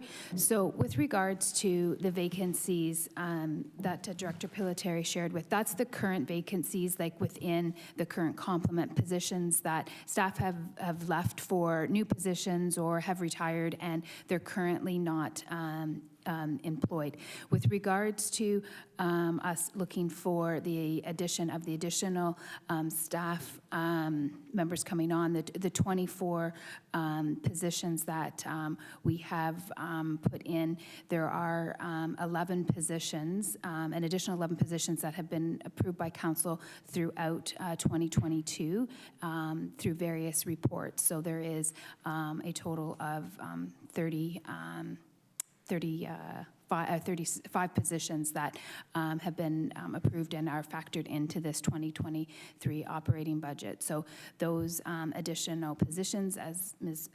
Pelletieri indicated in the presentation, that SLT reviewed them and looked at various start dates and work plans as when it was reasonable to bring those staff members onto the city's workforce.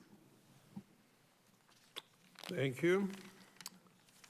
Okay, and through you, Mr. Mayor, I guess to Director Smith, just following up on the question about the pier maintenance,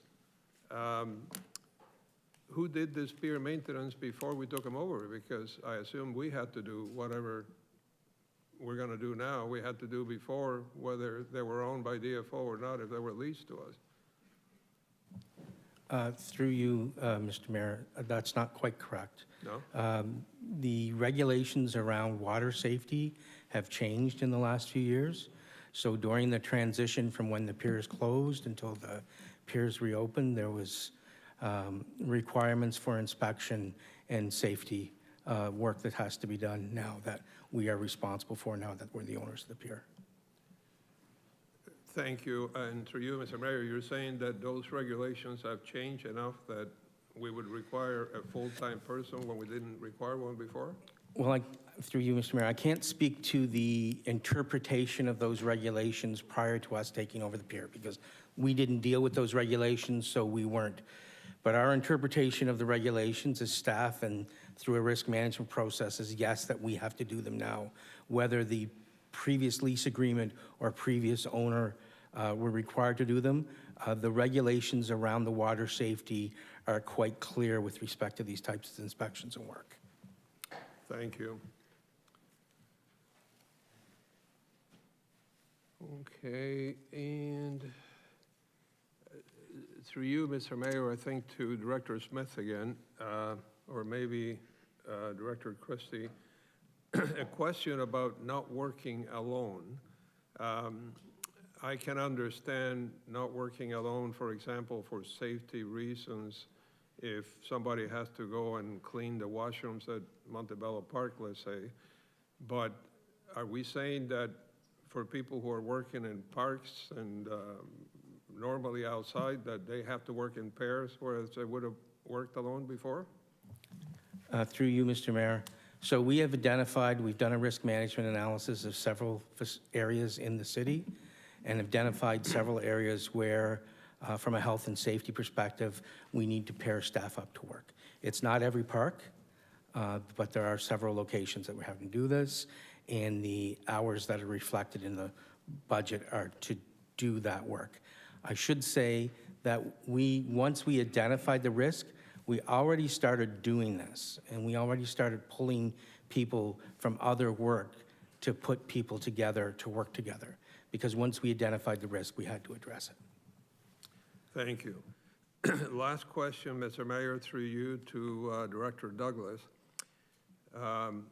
When I look at the budget figures in terms of total expenditures, the total expenditures in 2022 were approximately 126 million after the city and the ABCs. Now we're coming up with another figure of 126 million for projected 2023, even though we no longer have 14 million for the Transit Commission. So we are saying that even though we can argue that this doesn't necessarily mean an increase in 2024, we are in fact increasing, 2023 by approximately 14 million?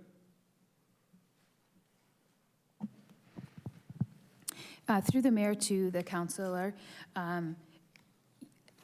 the increases in the 2023 budget are identifying the significant changes, and we have identified $13.9 million of increases in the budget, and then that is reduced by the $13.5 million of the transit upload. The various, we've categorized them into the various categories, such as the COVID impact, council initiatives, impact of inflation, non-discretionary changes, health and safety, legislative impacts, as we spoke with to Councillor Williams' point of $1.7 million, previously deferred items of 2.2. So those are all summarized. So there are increasing various explanations within the budget document for the 13.9 million increasing in expenses. Thank you. All right, thank you, Councillor Garcia. The next and the last person I have on the question speaking list is Councillor Phillips. Deputy Mayor. Thank you, Mr. Mayor, through you. In regards to the additional staffing, which I think a lot of us are concerned about, asking questions, use the example of the staff member who will be hired to inspect the piers, but it was also mentioned that that person's whole workday wouldn't be spent going up and down the piers doing whatever testing that person would have to do. To Mr. Smith, what percentage would you say of that person's day would actually be spent inspecting the piers every day, given the fact they're brand new? Through you, Mr. Mayor, if I could have some time, I'll try to get an answer to that question. Okay. My point being is that perhaps there's positions that are being suggested that might be combined with other positions that aren't going to require full-time. There are positions there that are full-time, that are indicated full-time, that, as Councillor Miller and Councillor Townsend suggested, it's hard to imagine that person doing that job all day, 5 days a week, 40 hours a week. Have we, as a staff, considered perhaps consolidating two roles into one permanent position? Are there savings to be accrued there possibly? Mr. Smith? Through you, Mr. Mayor, I've reached out to my manager, and he's provided some clarification. So the major responsibility of this staff member will be the regulations on the Ontario waterfront safety standards. That's for piers and beaches. It's not just for piers alone. We anticipate, I know that piers are new, but we're talking an operational inspection, not a structural inspection or such as that. Between that and the beaches, that's probably about 80% of their day on a regular basis. The piers have to be inspected daily to ensure that all the flotation devices are there properly, all the, any of the components required to maintain the pier, operate the pier are there and ready to use. So it's not something that can be done once a week. It has to be done daily, such as the cleats that the boats tie up to, trip hazards around those, and all of that associated work. Okay, I could see that being a busy job in the summertime, but when there aren't any boats around the piers or people on the beaches, you know, to me that position wouldn't be quite as busy as it would be in the summer.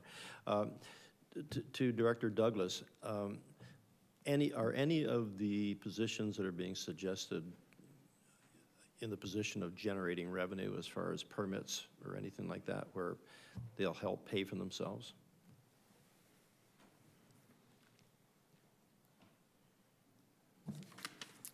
Thank you. Through you, Mr. Mayor, to the councillor, there are some of the positions would be revenue generating. There's the enforcement building inspector, senior building plans examiner, those types of roles, and there's some planners that are pre-approved. With regards to the other positions, I would summarize that the majority of them are related to functions that the city needs to deliver on, whether it's new legislation, whether it's the stormwater compliance, the asset management regulation, the fire training officer, the public educator, looking at the city's risk management, so the risk management coordinator for the city's insurance portfolio. So I would say that a small portion would be attributed to revenue generating area, or a portion, but not the other majority are related more to legislated and other functions within the organization. So the majority of the positions would be enhancing service rather, and a small portion would be enhancing service as well as generating revenue. Okay. Thank you. Thank you, Mr. Mayor. Thank you, Deputy Mayor. And I will move now to Councillor Dodge. Am I up now? Can I speak? Okay. Sorry. Just not to beat up on the peer person, but is this a position that would enable that person to work alone, or are we going to be needing two people on that position? Through you, Mr. Mayor, though, that's not one of the positions that we've identified that requires a second person. Okay, thank you. And I'm just, it's great that we had one member of St. Catharines here to ask some questions about the budget process. I'm just wondering if you could, you know, maybe enlighten us on how much input we've had from the general public on our budget this year. Thank you. Through you, Mr. Mayor. We have had some questions and comments come in through our Engage STC budget page. I don't have the specific number, but there's been a few that we have responded to, as well as our communications team did do a push out over the weekend with regards to the budget, and there was a number of questions that did come through the city's Facebook page, as well as the city's Twitter page, and those and comments were provided back to those. Okay, and some of the comments I got during the election and whatnot was that not everyone is able to do things virtually or online and stuff. How do we reach out to the people that don't have that availability to them so that they got the information that they would like to hear about on the budget and stuff like that? In past years, we've had meetings like that we've gone out to the general public, and this time we haven't had any, so I'm just wondering what staff can tell me about that. Thank you, through you, Mr. Mayor, to the councillor with regards to, holding public open houses. It's not uncommon during an election year when we have a condensed budget cycle that we may not be able to hold those public open houses. And with coming off of COVID, when we did hold a public open house virtually, we didn't have great success in staff turnout. With regards to us looking ahead, it is an item that is on the finance team and staff's work plan to look at ways to better engage the public and methods that we can do it, especially as we look forward to implementing the multi-year budgeting. We understand that there will definitely need to be more public consultation with that process. And I'm just going to add on a little bit to that. If we go back to, it's going back a little ways, but the 2014 election and the transition from the 2010-2014 term of council and the 2014-2018 term of council, I don't believe we had the level of public engagement then either, with a transition with several new members of council, a new mayor at the time, and the engagement or the public outreach efforts were limited then. On the understanding that an election campaign had just been run and that councillors, everybody around the horseshoe had been out and talking to the community for, 8, 10, 12, 16, 24 weeks, depending on how long you decided to run your campaign. So while I agree that that was unfortunate, there was a concern that with 3 new members of council and a lot of orientation to go through, that it wouldn't be possible to do the budget because everything had also been pushed back. We didn't actually get started with the budget process this year until, or at least the operating budget, until the end of November, where in previous years we would have the operating budget tabled around the end of October, which gave more time for that feedback. It should be noted in this year's budget, the 2023 budget, there is actually funding available for a second telephone town hall, which has been our most successful public engagement tool. So that is a priority for this year. It's something I know that I spoke a lot about. I know a couple members of council also spoke a lot about during the campaign to enhance that outreach. But as I said, in the transition from one mayor to another and one council to another, the public outreach is unfortunately something that gets lost, with the understanding that everybody has been talking to the public for weeks and weeks at that point. I just wanted to throw that out there so that there's a little bit of clarification. Okay, I'm glad you threw that out there. So if I could just say that I think that moving forward, I hope that we do find other ways to reach out to the community. And I think that a lot of the seniors in our community who are very affected by, not only the seniors, but everyone, they're affected by, what happens in our budget process. And I think that it's important that we are able to give them that opportunity to participate in however we can find our way through. Thank you. All right, thank you, Councillor Dodge. Are there any other questions to the presentation or the budget? So I have nobody else on the queue, and if that's the case, then we're going to move on to the amendments at this time. We do have the staff recommendation on the floor. There have been 5 amendments that were submitted to the clerk's office. We are dealing with them roughly in order. The first amendment is actually mine, so I will take a moment to explain it. If there is a need for debate, then I will step out of the chair, and Councillor or Deputy Mayor Phillips will take over the chair so that I can engage in the debate. But I am hopeful that perhaps this one is an easy one. So the first amendment, I'll give folks a minute. Yeah, guys, take the opportunity. Shoot your shot. Now's the time. I appreciate the attentiveness. No, you have to stay there, Councillor.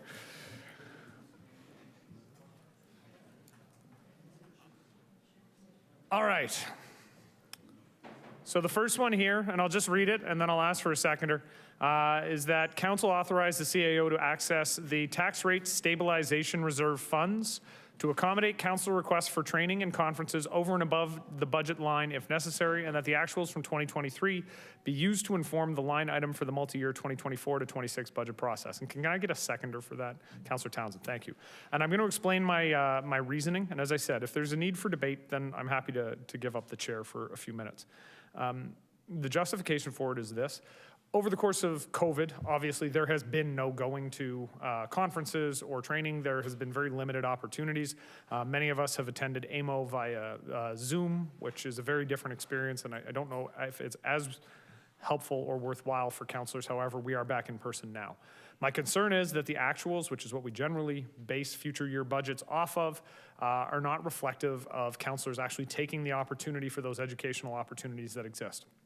As it stands right now, when any of us wants to go to any sort of conference or training cycle outside of AMO, we make a proposal to the CAO. The CAO says yes, and I think the CAO pretty much always says yes to those requests. And the expectation, and some of us may remember this, the expectation is that the councillors who go will come back and provide some form of a report to council on what they gained. I will hearken back to those who were here. Councillors Birch and Elliott went to Portland for an Active Communities conference, and I don't know if we ever heard the end of it. It was brought up in almost every meeting because of the things that they had learned, which I think was wonderful and very useful to all of us and instructive, but that's the intent. So the purpose here is basically we have a line item. I don't want to hazard a guess as to how much we actually need. I'd like to see what are councillors looking for this year. I know at least one councillor had reached out about an AMO opportunity outside of the regular AMO conference. We couldn't accommodate it in the budget at the time. And to my point of view, that's ridiculous. Council has to be able to educate themselves and to do additional conferences and training.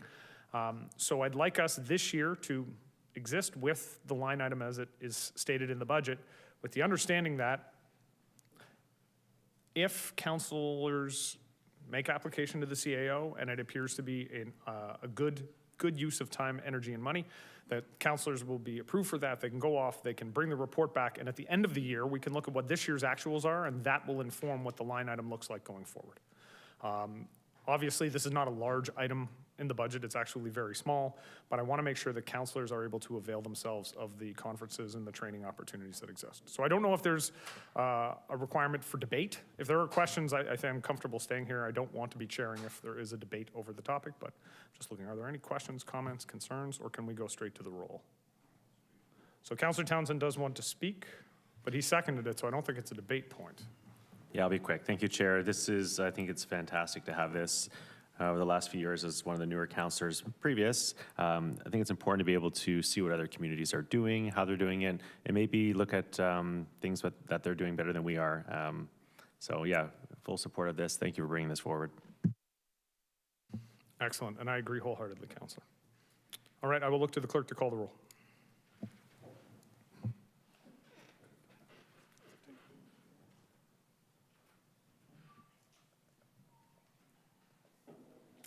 Mayor Cisco. Yes. Councillor Townsend. Yes. Councillor Dodge. Yes. Councillor Garcia. Yes. Councillor Miller. Yes. Councillor Phillips. Yes. Councillor Ratzlaff. Yes. Councillor Harris. Yes. Councillor Lindell. Yes. Councillor Kushner. Yes. Councillor McPherson. Yes. Councillor Stevens. Yes. And Councillor Williamson. Yes. And that's carried. My first mayoral amendment, and it was unanimous. They like me. They really like me. This is about to get heavy, so I figured we might as well have an easy moment for a minute.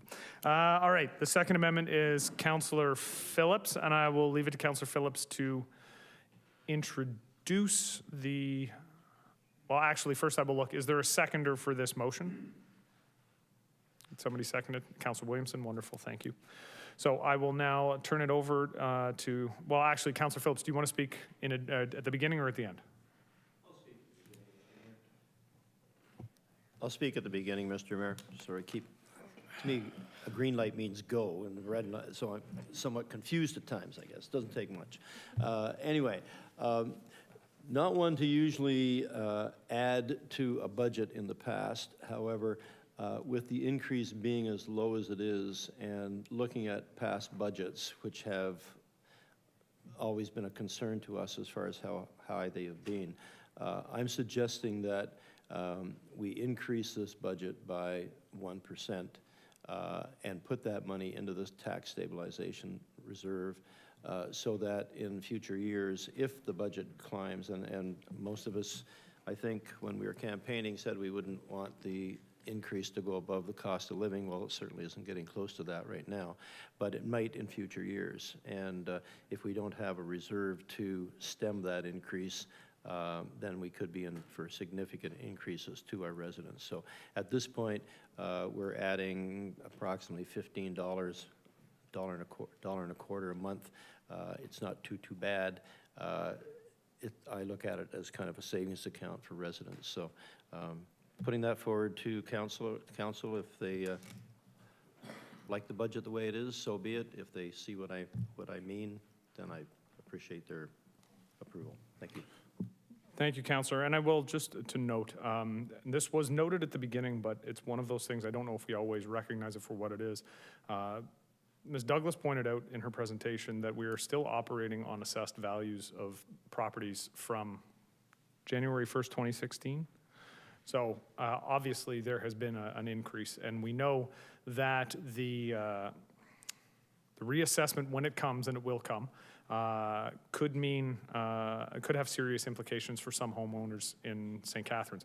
Not all homeowners, and not all to the same degree. It will be very different depending on the neighborhood you're in, but adding this would allow us to have a buffer to perhaps be able to help homeowners in those situations going forward. So I appreciate the suggestion. Are there any speakers to the amendment? All right, I will look to the clerk to call the roll.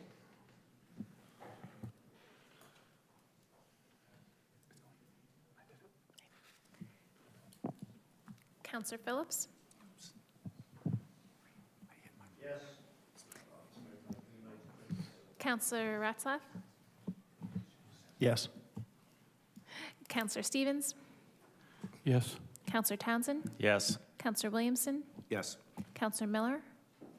Yes. Councillor McPherson? Yes. Councillor Lindell? Yes. Councillor Kushner? Yes. Councillor Harris? Yes. Councillor Garcia? Yes. Councillor Dodge? Yes. And Mayor Cisco? Yes. That's carried. You started with the yes, and then you looked like you were kind of struggling there. You weren't sure which way to go. All right, we'll move on to amendment number 3. This one is from Councillor McPherson related to the business license fees and patio fees waiving for 2023, which is something we have done in previous years throughout the COVID pandemic. Do I have a seconder for the motion? Councillor Lindell. So I will now look to Councillor McPherson. I'm just trying to make sure the buttons are all pressed, that's all. I know, it's all right. It's all new. We've done it in the past couple of years. We still have businesses that are, working through the COVID pandemic, and it would be helpful to many if we would waive this. That's really all that I have to say about it. All right, Councillor Stevens, followed by Councillor Garcia. I was just wondering at this time, I understand how businesses have been struggling in that, but to be a little bit financial responsibility to our taxpayers and everything as well, would it be fair to even just to offer it a half-price fee? At least we're still getting some income and, helping keep our taxes down as well.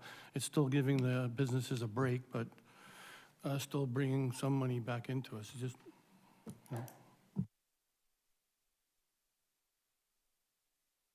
So I'm going to suggest, Councillor, are you looking to amend?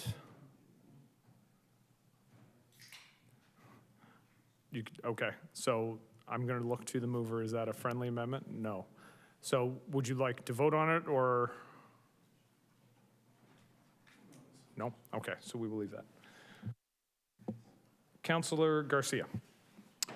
Thank you, Mr. Mayor. I just wanted to ask, and through you perhaps to Councillor McPherson, I assume that this would apply to the whole city, so it would apply to the businesses in Port as well. Yes. Okay, thank you. For clarity, Councillor McPherson indicated yes. I just want to make sure, because it wasn't captured on the mic. Any other questions or comments with respect to amendment number 3? All right, I'll look to the clerk to call the roll. Counselor McPherson. Yes. Counselor Phillips. Yes. Counselor Townsend. Yes. Counselor Dodge. Yes. Counselor Lindell. Yes. Counselor Ratzlaff. Yes. Counselor Stevens. No. Counselor Williamson. Yes. Counselor Miller. Yes. Counselor Kushner. Yes. Counselor Harris. Yes. Counselor Garcia. Yes. And Mayor Cisco. Yes. And that's carried. All right, we're now on to amendment number 4. This one is from Counselor Williamson, that the 2023 annual contribution to the CIP reserve be removed from the budget. And I'm going to ask for a counselor to second it so we can put it on the floor so Counselor Williamson can speak to it. And I'll go to Counselor Garcia. So Counselor Williamson, you have the floor. Thank you, Mr. Mayor. Central rationale for putting this forth is that we have a KPMG report from the Niagara region. It's an independent, professional financial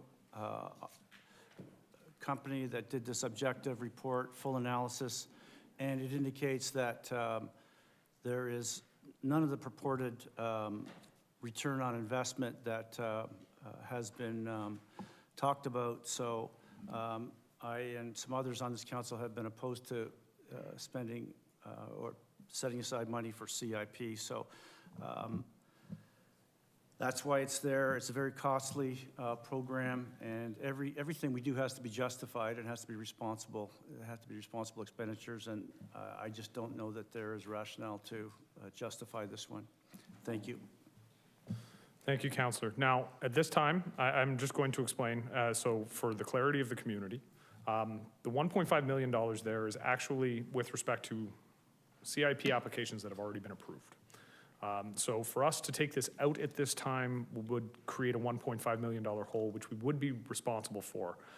So in conversation with Counselor Williamson, I'm hoping you'll be willing to withdraw your amendment, at which time I'm going to ask Counselor Kushner, who is looking to create a CIP working group or task force, some form of group with council and staff to examine the issues that you've laid out. So would you be willing to remove the amendment at this time? Yes, I am, Mr. Mayor. I'm amenable to that. Thank you very much, Councilor Williamson. So I'll look to Councilor Kushner, and this is a little bit outside of our normal procedure, but I think Councilor Kushner is going to make a request at this time. Yes, it would be a point of information, Mr. Mayor, that there be a working group of council and staff to review the CIP grants. Okay, so... And that'll be made in 2 weeks. Well, we can make it tonight and ask staff to begin work on the terms of reference if you would like. Okay, so that we approve that in principle and staff be directed to review or to develop terms of reference for that committee. Excellent. So we're going to have a working group to review the CIP be created, and then the staff be directed to bring terms of, staff be directed to bring terms of reference back to council in February. In speaking with staff, that's the timeline, which makes sense as the next agenda will be published shortly. So again, this is a little bit outside of our normal procedure, but I'm going to ask if, just give me 1 second, because I did make a mistake here. Okay, so if there are councilors that wish to speak to this particular proposal from Councilor Kushner, you can add yourself. We have Councilor Townsend and Councilor Ratzlaff, followed by Councilor McPherson. Councilor Townsend. Thank you, Chair. Through you, just to understand, it would be made up of staff and councilors, not community members? Correct. It'd be council and staff. And the intention is to look at the CIP that we currently have, because the CIP was brought to residents as well as council and staff previously, and to look at aspects that may need to be tweaked to make the CIP more acceptable to all members of council. There have been concerns raised in the past, and so that's the intention, is a working group or some form. I don't want to use a specific title for the type of group that we put together, but something that can make recommendations that will then come back to council. Of course, and I should be very clear, residents will always have the ability to provide comment to whatever recommendations come forward. So through you,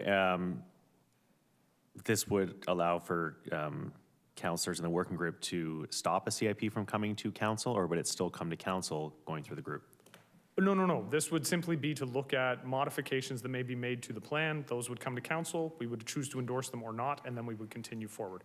So that's the reason why I don't want to give the group a name just yet, is because this has a very clear finish date. Once those recommendations come to council, it would not be an ongoing situation. It's simply to make recommendations about tweaks that may need to be made to make the CIP more palatable. Okay, thanks. Thank you, Councillor. Councillor Ratzlaff. Yeah, thank you. Through you, Mayor. My concern with this is, like, the CIP is one tool that, how I understand it anyways, the province has given municipalities to help redevelop brownfields. And it was updated last term, and through that updating process, it created a lot of confusion for two different developers in Port Dalhousie, one who'd gotten the CIP and one who had applied for it. Confused the application process.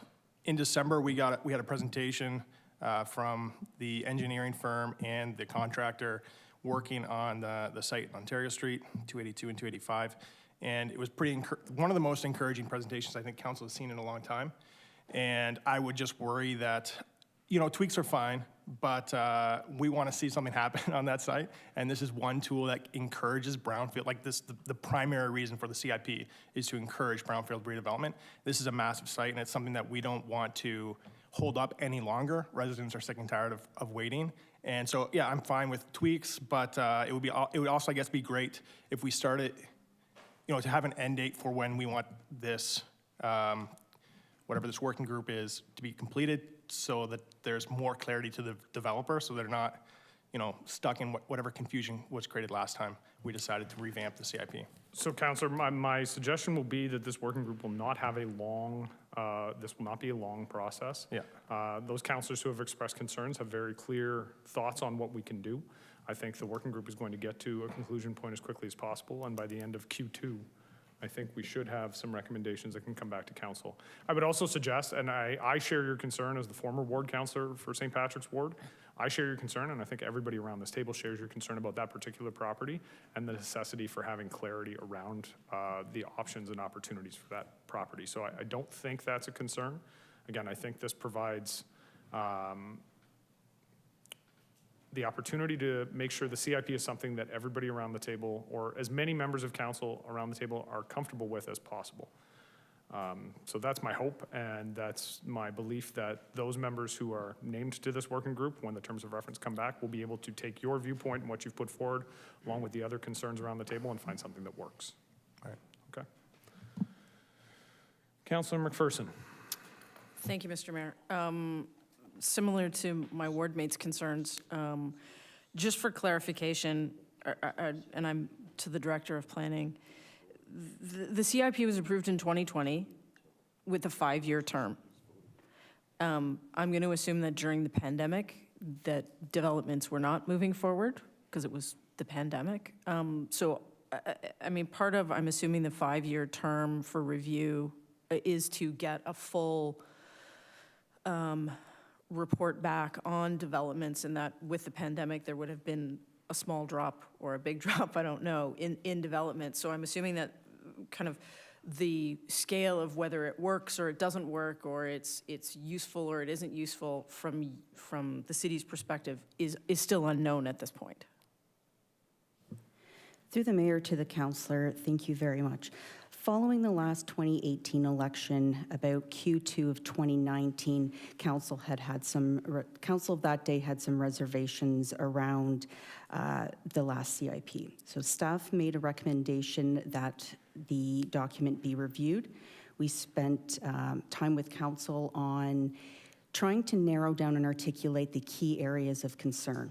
And what we heard from that council was that they wanted to see a CIP that focused on brownfield sites, affordable housing, heritage preservation, and I'll say things like aging plazas or underutilized sites that could handle density and supported our transit-oriented development strategies in the official plan.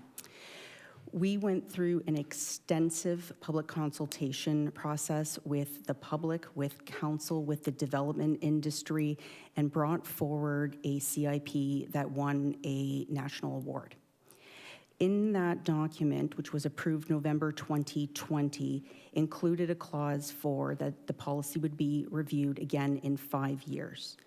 Since we didn't even start an intake program for applications under that until later in 2021, we're only starting now to see applications come in that resulted from council's approval in fall 2020. The development process takes an especially long time that's not fully understood by the greater community. It's not that council makes a decision in November and applications are on our desk in December. Developers, particularly those who are working on contaminated sites, have to procure qualified persons and consulting firms to do significant environmental assessment work before they can even make an application. We know that qualified engineers and planners and other persons right now are so backed up that it's taking months, if not years, to get applications together. So we are now finding that we're receiving applications in December that were things that we were having initial talks with developers in 2018 and 2019. So when council makes a decision on something like a CIP program and backs it up with funding, it's seen as something that people or our development community trusts, is that it's a decision and that it's being funded, and that if they meet the criteria that is specified in that plan, that they have a good chance of being approved. And for the most part, those larger development applications and CIP approvals come to this council for approval. They're not approved at the staff level, they're approved at this horseshoe. So there's that additional level of scrutiny and approval that's taking place. So my recommendation would be to continue with the CIP as is. Let the applications that are coming in now, that are underway, move their way through the cycle, and let staff report back at the end of that five-year review cycle. In the interim, or as we get closer to the end of that 5 years, if council's able to articulate the key issues that they have with the criteria and the areas of priority that they had identified, then perhaps that would be a more reasonable time. But to pull the carpet out from underneath people who have been acting in good faith at trying to meet the objectives set by the previous council, I don't think is reasonable. Thank you. And just to touch on again, and it's my concern is we have developers who are wanting to come to the community and are looking at brownfield properties, and just the suggestion that we're going to revisit and look at something without, these developments take years, right? I mean, we look at Ontario Street and they're moving forward with developments or plans and ideas in the secondary plan. And I guess my concern is that if we're going to open this, it will be opening a can of worms. And I believe we've had other points where we've had some reports. I believe it was the accessory dwelling unit. There was, councillors who were looking to reopen the CIP at that point, and it was determined that it was a bad idea.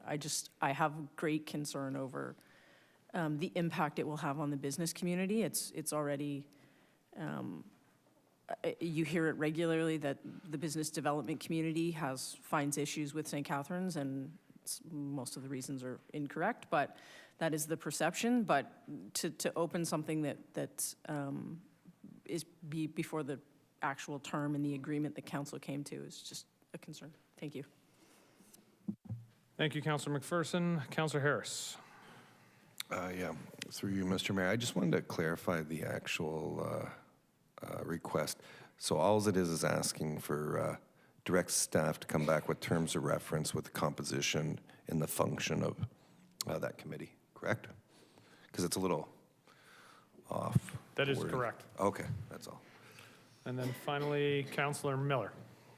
I got to turn it off. Just wait, Councillor Miller. Yeah, thank you. Just, I think the thing with this, I think this is a good idea. I think the biggest change isn't really any opinions that we had. We did extensive consultation last term about the CIP, but the provincial changes have been really significant. We've already touched on that tonight. I think it creates a lot more, the province is creating a lot more work for our planning staff. So we need to consider that if the CIP is something that as a KPMG report, which should be considered, says is not effective in any meaningful way. Maybe that's staff time we should be freeing up. And so I think hopefully as direction that is part of the review. The province is doing historic kowtowing to the development community. I'm not sure that we need to get on board with that as well. So that would just be my opinion. What we should be reviewing. Direction 2 is over on this committee is consider how the new provincial changes impacts our need or what should be in our CIP. Thank you. Thank you, Councillor Miller. Councillor Kushner, followed by Councillor Stevens. Thank you, Mr. Mayor. The comment I would make is that we shouldn't try to be prejudging what the committee would recommend. We don't know because the committee, I'm sure, would ask all members of council for their input and also make it available to the public and to the stakeholders. Thank you. Thank you, Councillor Kushner. Councillor Stevens.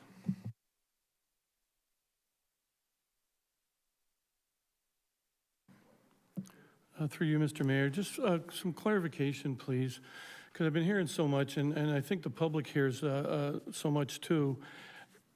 They keep hearing that we are giving, the city is giving millions and millions of dollars to development, and looking at our budget, I don't see where we were pulling all these $5 and $10 and $15 million out to give these developers. So I think the public really needs to get a clarification too of maybe how this works in a nutshell even, or like. So I'm actually going to jump in on that one. We do have a training session coming up, which is open to the public, where I believe all of the finances related to CIP will be delved into in great detail. So I would ask actually that we hold that for that meeting. And Ms. Katay is giving me the nod that that is going to be happening. So that will be forthcoming in the very short term. Okay, thank you. Okay. All right, I have Councillor Garcia.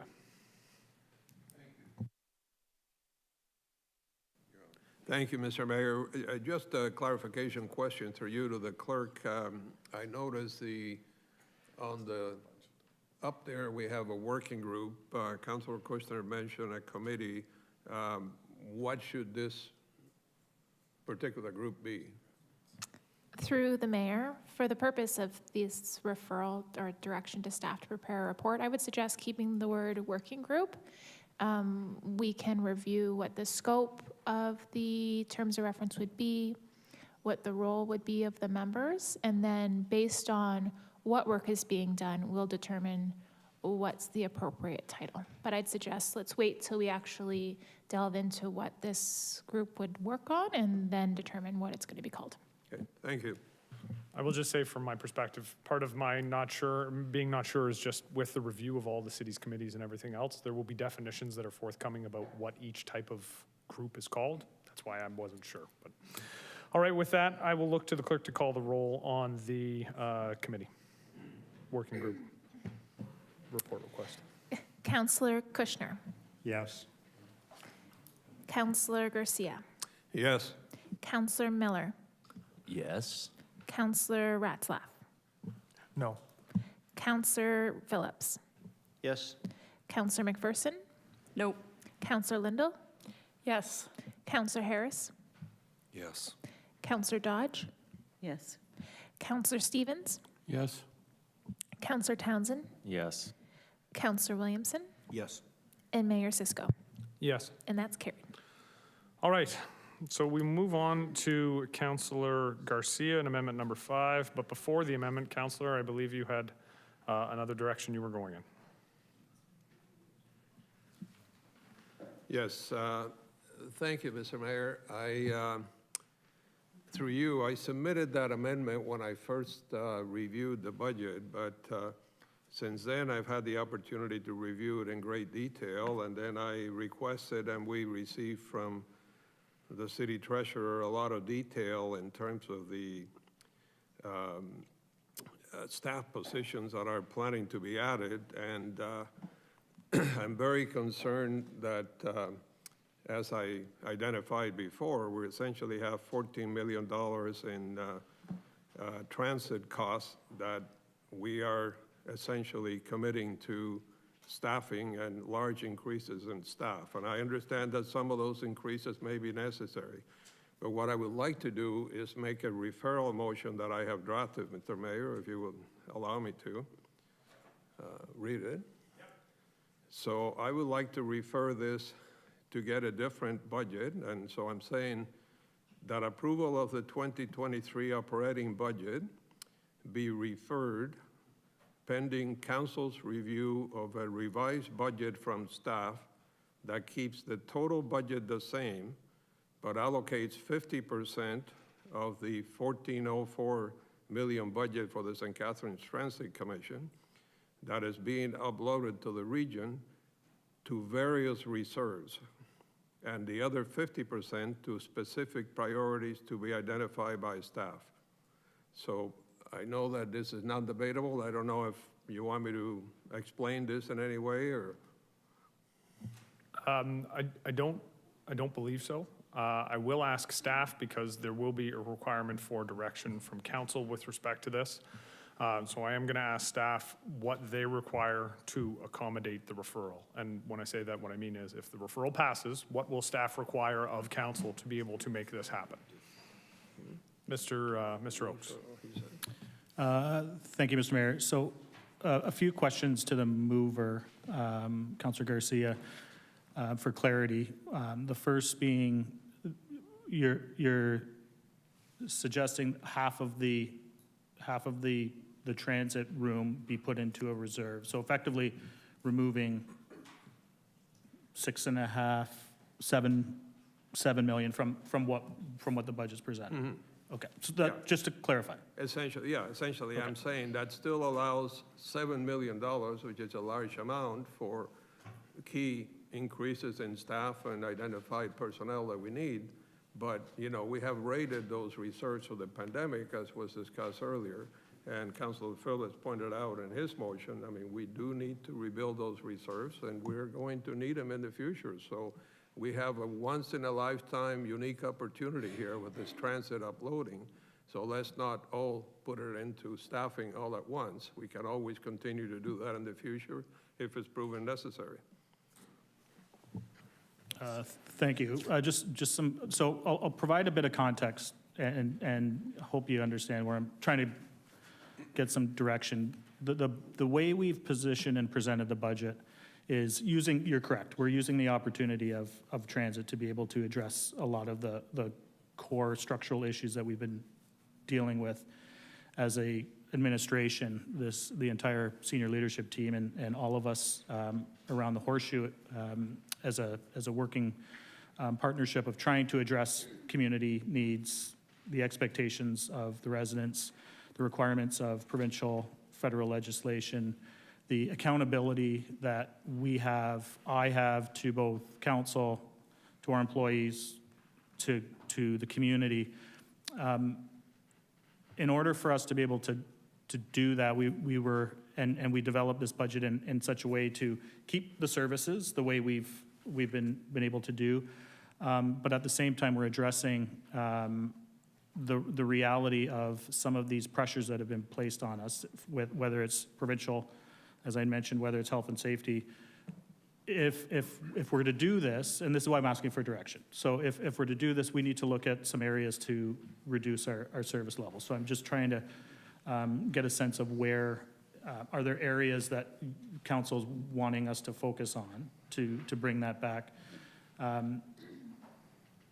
This is going to take some time, and we'll have to figure that out. We've really identified this budget from that perspective. So I'm just trying to get some guidance from you. Okay, well, I'm not sure that I can provide that guidance, only to say that I'm not necessarily requesting reducing service levels. I'm requesting that you reduce the large increase in staffing and keep it more manageable so that we can build the reserves.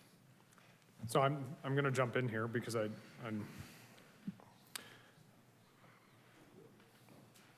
so staff have put forward a budget which is a conglomeration of professional opinions as to where they see the city needs to go. At this stage, now that it's here in front of us, it's a political document. Staff have given their opinion, and if I'm incorrect in what you were saying, Mr. Oakes, please clarify for me, but if there are to be changes made to what staff have put forward as their 2023 budget, those are political decisions. Generally, we handle this through amendment, but in this case, Councillor, you're asking to refer it back to staff and have the changes to the budget that have been made for 2023 with the balance being put into a reserve. So if I'm correct in understanding the CAO, council then has to identify the areas that they want to see the cuts in. So I think that's the direction that's being requested from the CAO, and I want to make sure that that's clear for everybody. The direction that's required is, where do the cuts come from? Because I don't know if staff, well, I would leave it to the CAO, but based on what he said, I don't know if the staff can identify those cuts on their own, given that this would be a political situation at this point. Through you, yeah, so I've worked at this organization for 20 plus years. I've been at the senior team for 15, give or take a few years that I wasn't here. Part of the challenges we've always ran into is dealing and trying to operate in a very, and we've done an amazing job trying to manage the work program and the services that we provide in a way that is as cost and as efficient as we can do that. Over the 10 or 15 years, that has come at a significant cost. And it's a cost on everybody around this horseshoe. It's a cost on myself. It's a cost on every single employee. We talk about 647 full-time complement, but we actually have, when we ramp up with all across our entire corporation, with students and contract and supervisors and recreation staff, we're over 1,000 people who are trying to put forward and offer services that the community wants and expects at a level of at an expectation that they feel. And we've been constantly trying to manage and be as efficient as we can. And what happens is we get into situations where we remove services because we have to, because we're reallocating, and other pressures start to come forward. And I don't want to belabor a lot of the discussion that was in the presentation, but it's been my objective as the CAO, and I went through the interview process to try to build an organization that can actually deliver the services that council, we hope, expects and the community can be proud of. The challenge, with your request, and I respect what the request is, we don't then know what services. We find it difficult to come forward with something that is going to meet the objective of council or of the community, and that's where I'm asking these questions. It's been a very difficult 3 years. It's placed a lot of additional burden on our staff, not just the senior team, but all of our staff, whether they're in our municipal works and dealing in the parks, whether they're in City Hall trying to manage programs. And every time we add things and without addressing or adding staff, it just adds to the workload, and it's creating some significant morale issues that we're trying to work through, and hence the people strategy. So I ask these questions because the biggest resource we have as a corporation are the people who work here, because we're all the ones who have to deliver the services, whether it's from my level trying to manage policy and the organization, but right down to our front line. And if we don't have the ability, or at least some guidance into what areas we should get out of, then it's difficult for us to bring something back to council. So that's what I'm asking the question. Well, respectfully, Mr. Mayor, through you, I don't see how we could be expected to identify those areas. I would think that staff is in a much better position to identify what areas they could change to meet this. And and I'm not saying that's what's going to happen. I'm saying I would like to see a revised budget that does that, because, we're talking about what service levels we're going to cut. The fact is, we have been providing these service levels, and obviously, we may need to increase staff here and there, but we certainly don't need to increase, by 47 positions in my mind. So is there a way that we can manage that so that to a more manageable level and then build our reserves since, as we've all acknowledged, we have a unique opportunity here that is a once only. It's not going to happen again. So Not likely. to your question, and I'm paraphrasing the CAO, I think, and again, if I'm incorrect, please correct me, but you've asked, can staff come back? And I think the answer that we're hearing is without direction from council about what areas to cut, no. I think that's what I'm hearing is that, no, staff can't identify areas to cut. And if, I'm going to direct everybody to page 4 of the proposed operating budget. There are $13 million, give or take, in increases, but when we look at it, $1.5 million is the base budget increase. That's just what we did last year, plus, you know, the rate of inflation, which it amazes me, it's only 1.3%, given inflation has been almost double digits this year. A small inflationary impact in things like gas, non-discretionary changes, which are things we can't change, and then the health and safety issues that we've already heard about today. That accounts for $3.5 million. Then we have the legislative impacts that Councillor Williamson pointed out are downloaded to us. Those are not our option. Those have to be done. $1.5 million comes from the council initiatives and projects that have been approved. Things like the DEI coordinator position, and there's a little bit of detail in here. Getting our CIP reserve, so this budget does refill some of our reserves, getting our CIP reserve back to where it was supposed to be, getting our capital contributions back to where they're supposed to be, because, and I don't know if everybody remembers, we cut our capital contributions from 10% to 5% during COVID. So we are ramping back up to that sustainable level.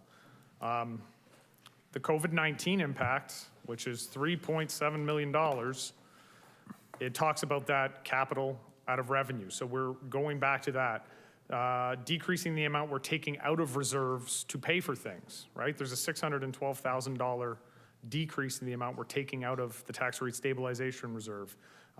There's another $500,000 that we're taking out. So this budget is refilling to a great degree those reserves that we're talking about, and taking our reliance off of those reserves away, which is something that we know we need to do as COVID winds down. Previously deferred items. So there was $2.2 million in items that we deferred as a council because of COVID. Service level enhancements and modifications only amount to $800,000. And a lot of those, I think, are things that are things we've said that we want to see, you know, and things that we actually, and some of these aren't actual options either. I mean, one of the service level enhancements and modifications is taking over Meriton Arena, which we have to do. Like, there's not an option there. So I'm going to circle back to what I think the CAO said. We have to identify what we want to cut out of that list, because it's a political decision at this stage. I will say, like, I'm, for the record, we are going to open this up because clearly we have delved beyond. If there is no objection, I'm going to allow comment from all councillors on this. Like, I'm seeing nods around the horseshoe that we allow comment on this particular referral motion because a number of councillors have things they want to say. But, so I'm going to look to the clerk.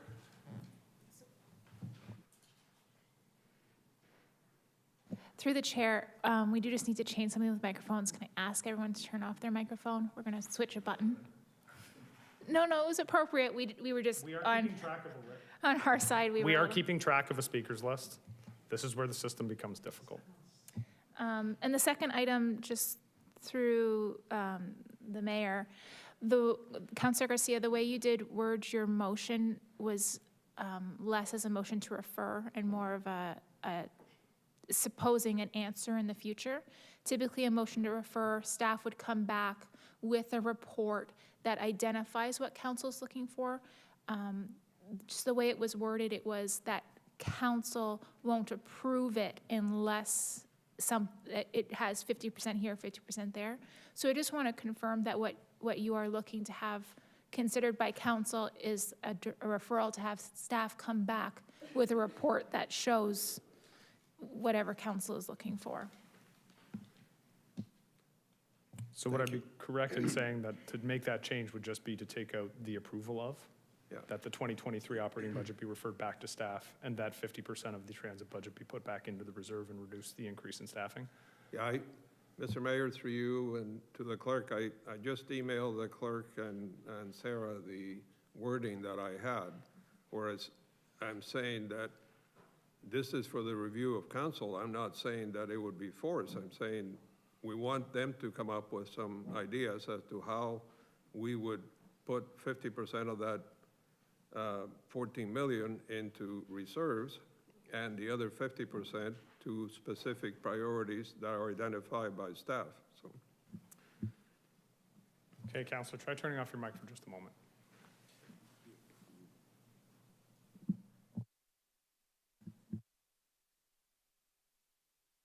I love the new system. It's not working particularly well. We have a speakers list. If anybody else wants to be added to the speakers list, please just raise your hand. Okay.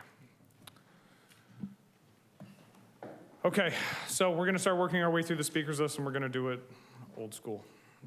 Councillor Harris is first, followed by Councillor Miller, Councillor Townsend, Councillor Dodge, and I believe I saw Councillor McPherson's hand up. So, Councillor Harris. Oh, that's worrying. Through you, Mr. Mayor, I guess from what I'm hearing from a lot of the councillors is they're not 100% comfortable with all the hires. I'm just wondering, I just wanted to ask Councillor Garcia about this. Like, your idea is to approve the budget and then come back with a report on how you're actually going to spend the money hiring people? Is that, I'm just trying to figure this out here. No, sorry, through you, Mr. Mayor, my referral is that we don't approve the budget until we see a revised budget that would have the same total 126 million expenditure, but of the 14 million extra, half would go into staffing or what other staff priorities are, and the other half would go into replenishing and building our reserves. Okay, that's all. Councillor Miller. Yeah, maybe I'm not understanding. Seems to be some confusion around the transit budget as if it's a one-time thing, but it's not going to be on our budget ever again, right? That's correct. So it's not like this is the only year we're going to not have this $14 million on our budget. We're going to not have this $14 million on our budget every year. It's not coming back. So I think there seemed to be some confusion about that this is something that's gone from our budget forever. Staff are presenting a plan to replace that operating budget to fill sort of historic vacancies and inadequacies in our staffing complement. And I think, and the CAO touched on this, so I don't want to reiterate too much.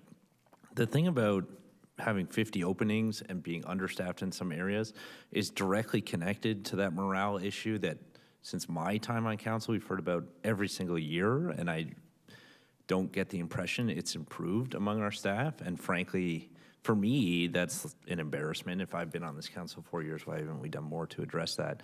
But I think it's something, and we hired a new CAO. I think we should back that person that we all sort of unanimously chose at the time last term of council to do the job.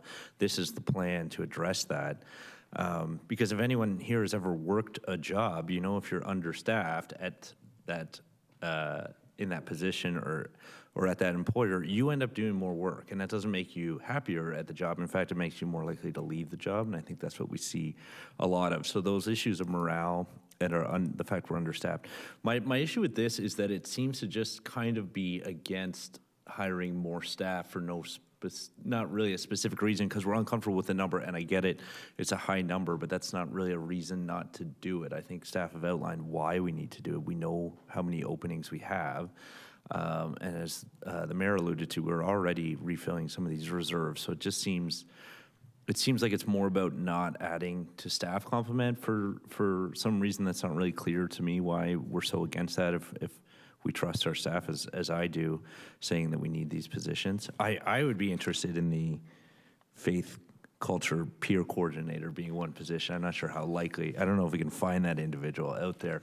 But other than that, I don't really have any reason not to think we don't need these staff. I look at those I worked in employment services. I see those openings all the time on the city's website, and I think we need to be doing a lot more to not just fill those positions, but retain the people once we have them. So I don't think this is a really fair thing to ask of staff. They've given us the budget to just say, go back and redo it after spending a year on it. I don't think that's fair without more direction. So I'm not really in favor of this. I think this is a big ask of staff to address some historical inadequacies, and I think we should be supporting staff in that. Thank you. Thank you, Councillor Miller. I have, just so everybody knows of the speakers list at this point, Councillor Townsend, Councillor Dodge, Councillor Williamson, Councillor McPherson, Councillor Kushner, and then Councillor Garcia. Because I did say at the beginning not to speak to it, I'm going to give you the opportunity to speak at the end. Because when you had originally placed it on the floor, we were treating it as a referral motion, so there shouldn't have been discussion, but at this point, because we've opened the rules, you will have an opportunity at the end.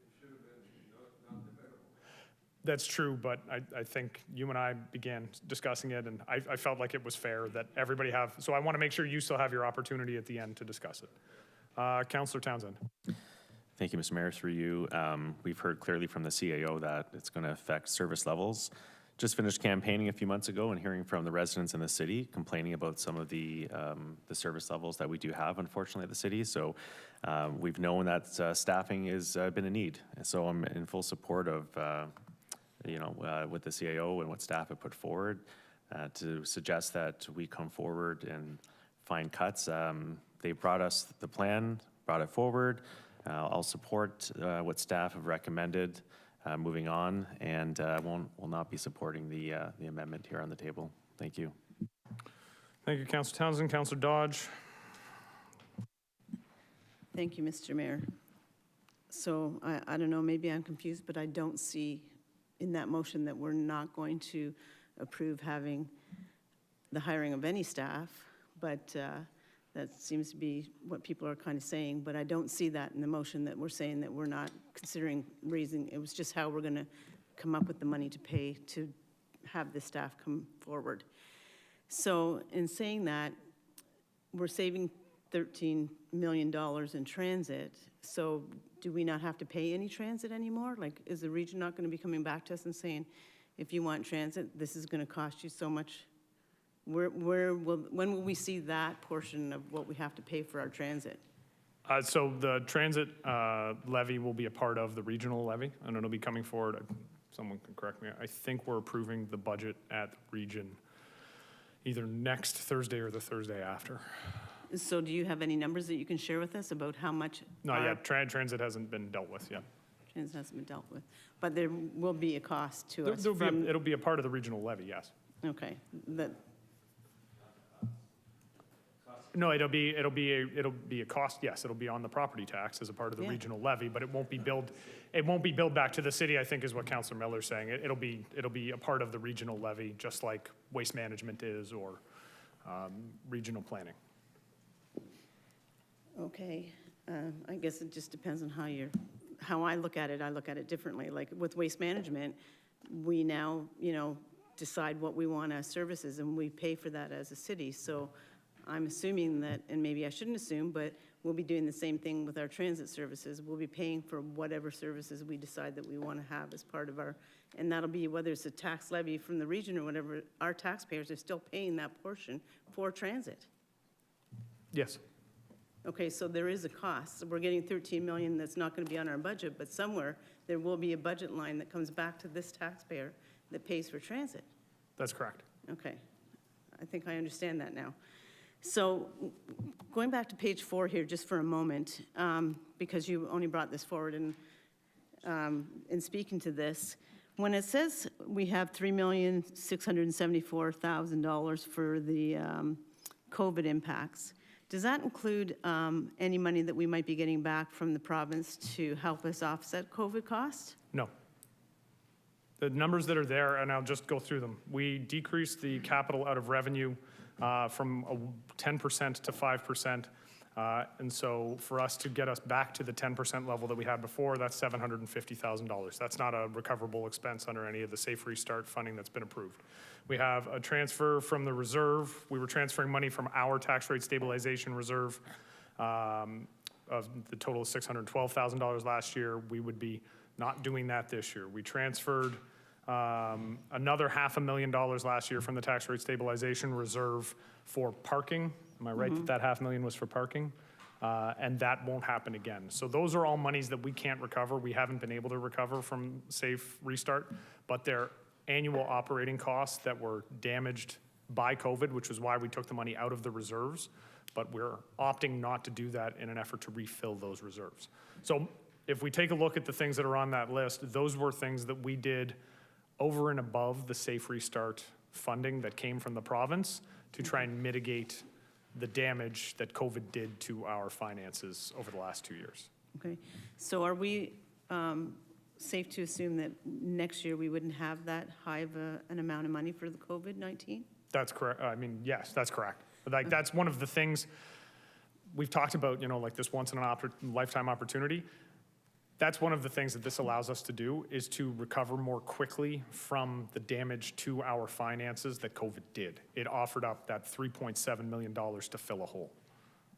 Okay, and throughout the budget and through our conversations and whatnot, we've talked about things that, you know, the region's downloading to us as a municipality, and, you know, we've, you know, asked for money back from the province and stuff like that. Is there some way that we can be saying to the region, okay, you know what, this falls under your purview. We're willing to do this work, but, you know, you need to compensate us in some way to offset our costs as the city of St. Catharines to provide that service that the region isn't providing because we're providing.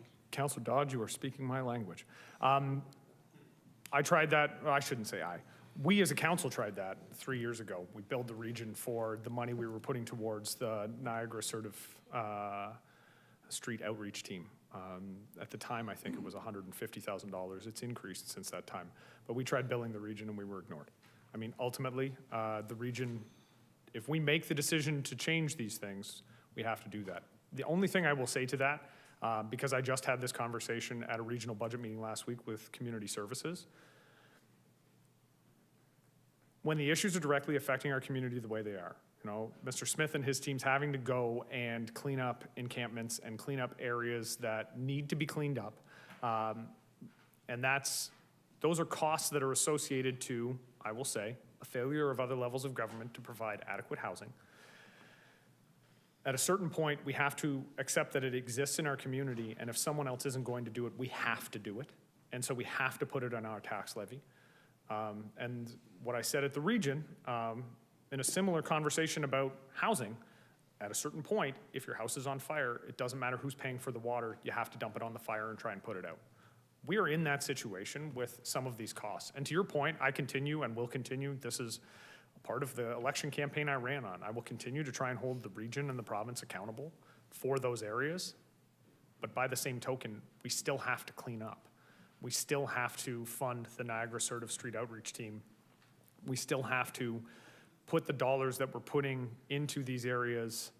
We have to continue doing that because the problems will continue to exist. And if we don't, we know based on history that there will be no additional funding coming, at least not anytime soon. When that money comes, I'm happy to take these things out of the budget. But I think we all have received the phone calls about the encampments near homes and you know, the needles that have been found in parks and all of those things that we have had to fund, even though technically they shouldn't be in our purview, but they've wound up there.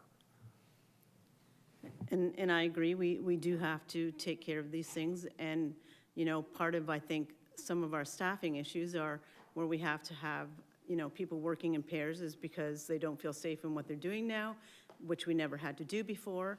And, you know, 3 years ago, if we asked for it, I would strongly suggest that we start asking for it more frequently and, you know, let the province hear it loud and clear. And I'll take that message to AMO as well, that, you know, we need to provide these services to keep our cities safe, our taxpayers safe, and we also need to have it so that we can just run the city in itself. So, you know, we're taking away from other things that we should be doing so we can provide a service that other levels of government are failing to not support us on. So. And I think your point is well taken, and I will commit to continuing to do that at the regional level. And I'll offer this to council. I would strongly suggest, if you have an opportunity, on social media this past week, the mayor of Guelph, Cam Guthrie, put out video. And he talked literally exactly about the things you're talking about, Councillor Dodge. And he documented the increases that Guelph is going to have to experience this year for exactly these reasons and the frustration. And I will admit, I may not have gotten the doesn't matter where the water comes from comment from his video. I don't remember if that's where I heard it, but he made the exact same point. So it's a continued advocacy work, and we have to hold those levels of government accountable. And as I said, I will happily continue to do that because it's necessary. There are priorities that are not being funded, and they need to be funded from the levels of government that have the taxation power and the mandate to do it. Okay. So in regards to this motion, I will support this. I think that we're just looking for more information to make sure that, you know, we've kind of covered all of our bases. And, you know, maybe staff can go back and look at some other ways that we can come up with some funding that, you know, I'm not saying that they didn't do due diligence, but maybe something has come up in the meantime. So I will support this and, you know, look forward to having some more information come back to us. And if we can't do it another way, and then we'll have to look at that then. Councillor Williamson, and then it'll be McPherson, Kushner, Ratzlaff, and then Lindell. So Thank Councillor you. Williamson. Yes, we all knocked on doors in a recent campaign, and we did hear complaints about services, but we also heard a lot of people concerned about affordability and being able to pay their bills. That was probably one of the loudest messages that I heard, and I'm sure it was a shared experience with other people. And perhaps Councillor Garcia's suggestion here isn't perfect, but what we're looking at here is a 13% property tax increase, leaving out the cover of the move of the transit to the region. As Councillor Dodge has pointed out, there's one taxpayer, and we're going to be paying as much or more for transit, or citizens are going to be paying as much or more as we have in the past. So there's no offset here. We're effectively increasing it. So if we look at it just at a 13% increase, correct me if I'm wrong, I don't think that's palatable to residents. And kudos to Councillor Garcia for really digging into the budget, and to everybody else who's played a role in this. And we haven't had this engagement necessarily with our residents, and unfortunately only 26% of people actually voted, but people would be, I think, a bit, we'll hear from people if we go to effectively what's a 13% increase, and we should be clear that that's what it is. We can't use the cover of this transit change to do that. So I'm not sure what the solution is. I'll support Councillor Garcia's amendment because it's the best thing, I think, and it sends a message that we are concerned about cost increases. We're concerned about staff. I get that. We know that 1.5% of this is from the province, and there'll be more from the province, but 13% is just not an acceptable number. Councillor McPherson. Thank you, Mr. Mayor. I guess I'm absolutely unable to support this motion. I think spending time on the Budget Committee as I was new to council a year ago, I guess I can't keep saying I'm new. Can I? Yeah, I can. Yeah, I can. I can still keep saying. But going through the budget process and having presentations and working with staff to, well, I didn't really work with staff, I just listened, but listening to staff as they, you know, came forward with the amounts and the increases or the hiring, and it makes sense to me. I mean, the city wants to be the most vibrant, the most sustainable, the most livable city. Businesses right now are going through very similar challenges. I mean, I don't know any company or business that isn't struggling to keep employees, to find employees. And to think that we want to be the best, we want to have a vibrant city, we want to make sure that our planning department, that things move forward, that our residents have the services at the levels that they want. And to think that we can do that by possibly cutting, you know, this budget by $6 million it makes no sense to me. I mean, I have friends, we all have friends in business, and I think if you go and talk to them right now, they're having to pay more, they're having to provide better benefits, they're having to provide opportunities for growth and education. That's what makes an employee a good employee. What's happening right now, and I've saw it as a member of the Committee of Adjustments, is that we had planners who were great at what they did. They didn't stay because they found a job that paid better somewhere else. So we've lost their talent and we've lost their knowledge. And that's, you know, to say after a year of working on a budget, go back and cut out money it makes absolutely no sense. It's not how any business I know works. Any corporation I know does not work this way. But I think investing in the people, I mean, you know, I'm friendly with Andrew, who works in Montebello Park, and I see what he goes through every day. I see the you know, the needles that he's picking up. I see him, I fear for him when he's by himself, you know, trying to roust people out of the pavilion. So, you know, debating about, well, do they have to have 2 people? Do we have to invest in people? If you're not investing in people, then you're not investing in anything. I understand the numbers of increases are, you know, difficult. We have an opportunity here because of the transit change, and yes, residents are still gonna be paying for transit, but the reality is the city has an increased, you know, we have an incredible pool of talented people, and a lot of those people live in our city, so I think that's something we also need to keep in mind. These are also residents we're talking about when we say we don't want to, you know, increase staffing and we don't want to support them. But it's very frustrating to hear that we don't want to invest in people and we're focusing on, I mean, I think after a year of working on the budget, it's a pretty good one, and I want to thank all of the staff for all of the opportunities that you've given us time and time again to meet with you, to talk with you, to understand the process and understand the thinking behind why the numbers are what they are. So on that, thank you. Councillor Kushner. The question I have, the 50 employee vacancies, has that been costed in the budget? I think yes. Yeah, it's already a part of the base budget. Okay, if that's the case, Mr. Mayor, I think the argument for improving our competitive position with our employees is a very valid one. But at the same time, if we have 50 vacancies and we fill those, I can't see why we need that many more. I can understand why in the past we've had to have more planners, but are there vacancies in the planning department? And if there are, and if they're filled, that'll alleviate the workload on the other planners. So when do we have to finalize the budget? Well, I mean, our process up to this point has been to finalize it before the fiscal year begins. We obviously haven't done that. We made allowances this year for the election. Ultimately, it's at the discretion of council. But I mean, city staff are spending money now, right? Like the operations of the city continue, and they will continue operating on, I believe generally the rule of thumb is the previous year's budget.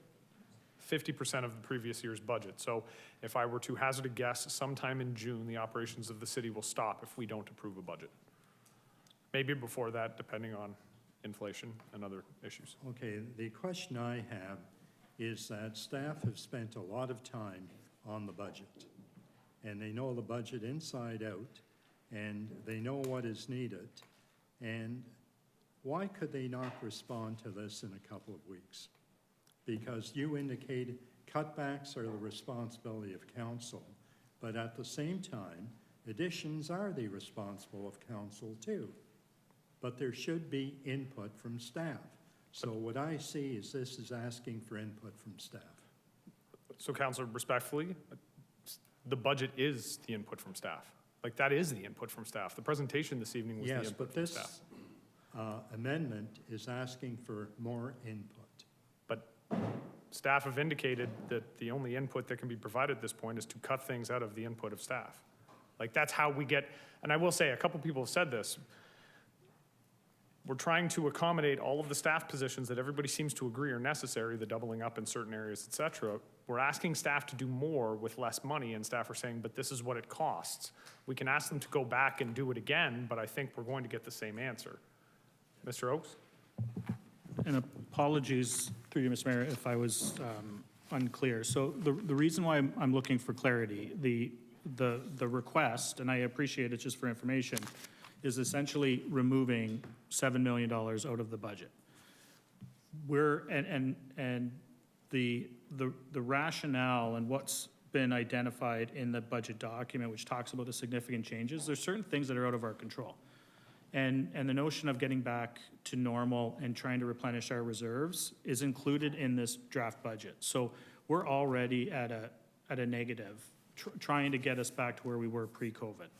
That equates to, I don't know the specifics, but there's probably $3.5 million worth of additional spend within the 23 budget as compared to 22. That's out of our control. So if we're being asked to, what should we bring back to get us to remove $6.5 million, we need some direction as to what council would be willing to entertain. And there's certain things that we can't do. We can't now, there's certain legislative things that we have to have our staff do. There are any employee can now opt into our OMERS pension plan as an example. So we've quantified that and incorporated all of those factors into the budget.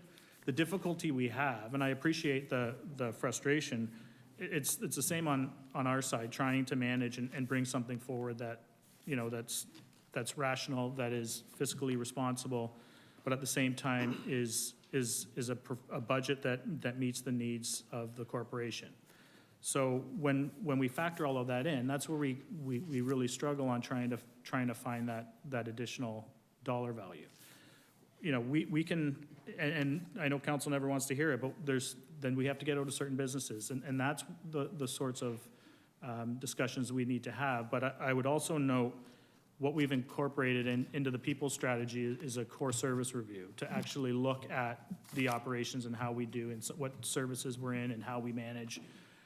That's incorporated into this budget. At the same time, it's also trying to, we recognize that once the reassessment comes forward, there's going to be significant pressures placed on taxpayers, and it's not going to be equal across the municipalities. So we're trying to build some level of proactiveness within the budget to allow that transition to happen, which is part of the reason for getting our reserves back up to trying to fill them back up. We've taken 3 years of using our reserves to subsidize the operating budget. We're changing that. So that already means that we're below a zero. So this is our conundrum. And this is what we've presented a budget that has been, trust me, discussed, and we've gone through all the different areas. But if council wants to see more, we can do that. I'm just asking for what additional information is council willing to entertain in that report. But I think the request is asking staff, if you had to cut back, where would you cut back on the budget? And it could be high level. It doesn't have to be that detailed. And I would hope that you could report back in 2 weeks, saying exactly what you did tonight for the most part. We can do that. What I'm suggesting to you is we have done that. Like this budget that we're providing, we're trying to factor all of these in. So we're at a point now where there's certain things that we're trying to manage, that I'm trying to manage, that I don't see a path forward if we're trying to remove $6.5 million. If the path forward is what areas do we need to get out of? So, okay, I've experienced budgets at City Hall before where staff came back with the budget. There's almost total agreement, but at the same time, there's referral back to staff that to keep the budget at the rate of inflation, what would you recommend be cut back? And therefore, we could see it, we would know the exact impact. And the other approach to budgeting is to say to staff, we want a budget of let's say 5%, you come back with recommendations to give us a tax increase of 5%. That's a very different approach, and I'm not sure I like that approach, but when I see numbers like this, perhaps that's the approach we should go back to. So I'm going to suggest to council, if there's a desire to reduce by $6.5 or $7 million, everything that can be reduced is itemized on pages 5, 6, 7, and 8. Everything that can be reduced is on page 5, 6, 7, and 8. And that list is not all things that can be cut. I will go back and simply say that the legislative changes section, or the legislative impact section, cannot be changed to any great degree. The impacts from Bill 109 obviously are what they are. The legislated required staffing cannot be changed. The OMERS plan cannot be changed. That's a provincial regulation that all staff are now allowed to apply. But there is a long list of items.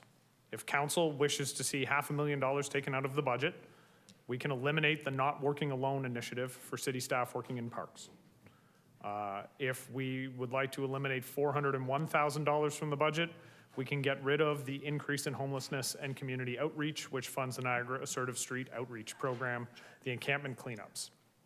If we would like to eliminate, just looking through here, the living wage, employer wage and benefits increase, that's $253,000 that is saved. Thanks. If we want to decrease the capital contribution and keep it at 5% as opposed to 10%, that's $750,000. The changes that can be made are itemized. Staff have put that in.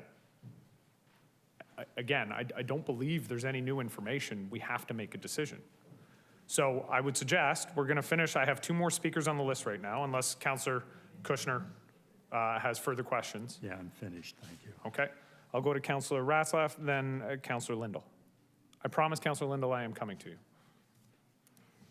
Yeah, I at risk of repeating what's already been said, my one difficulty, well, my major difficulty, one of my major difficulties with this is that it was kind of made under the assumption that the 14 million was due to staff increases. And I mean, very quick look at this indicates that that's not the case.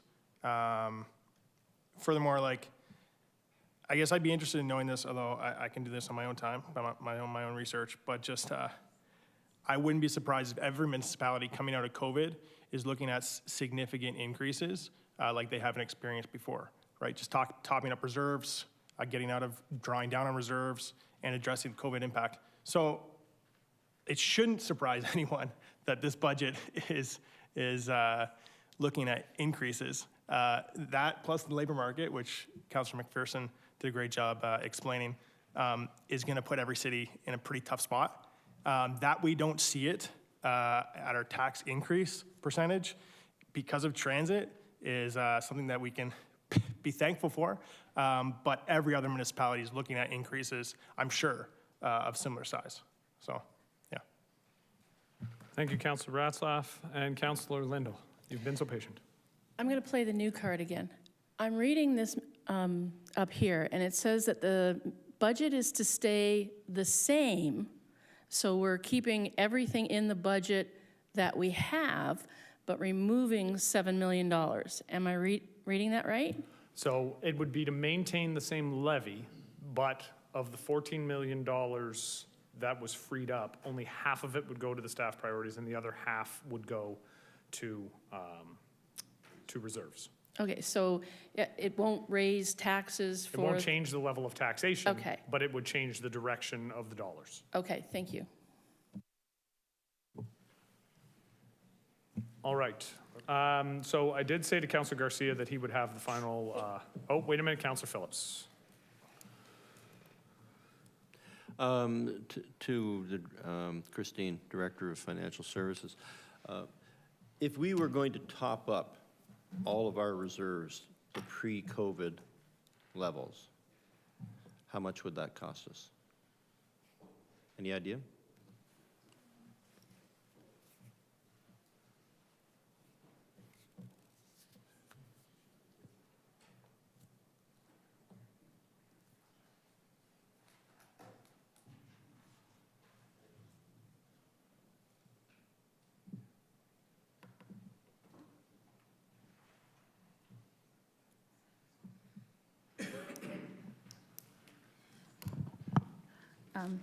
Through the mayor to the councillor, with regards to looking at topping up our reserves, I would say it would be approximately $3,200,000.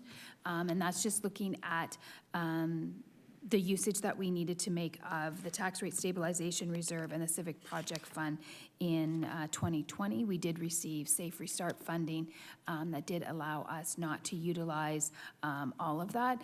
And then as well as that would be beyond what we have in this budget.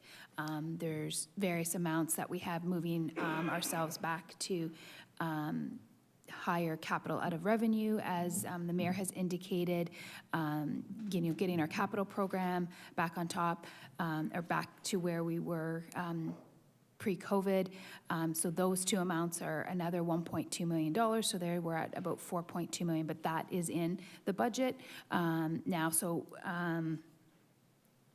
that would be a rough estimate, but there's other amounts within this budget, that are summarized in the significant changes with regards to So getting $3 us million back. would be approximately what? Approximate, yeah, for what we've Okay, utilized. so we at wouldn't this really, point.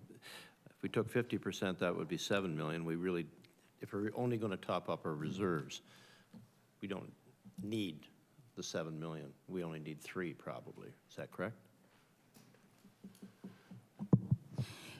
Through the mayor to the councillor to provide amounts back into our reserves that we had utilized. Yeah. That would be where we are. Whether or not we needed to use all of those amounts during 2020, we're still working through that year-end. I appreciate work. that. So, to keep counsel, if this is approved, it doesn't mean that we're going to necessarily approve a 50% cut. We're just going to see what it would look like if it was 50%. But however, we don't need 50%. We basically only need 25% of that 14 million, correct?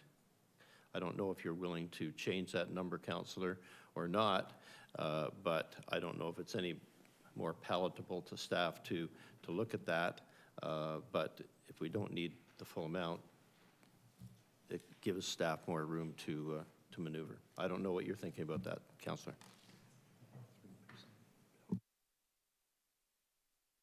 I'd make that amendment. It's an amendment to your motion, so. Yes, it'll be amendment to You would your have to motion. agree to it or else it's not friendly.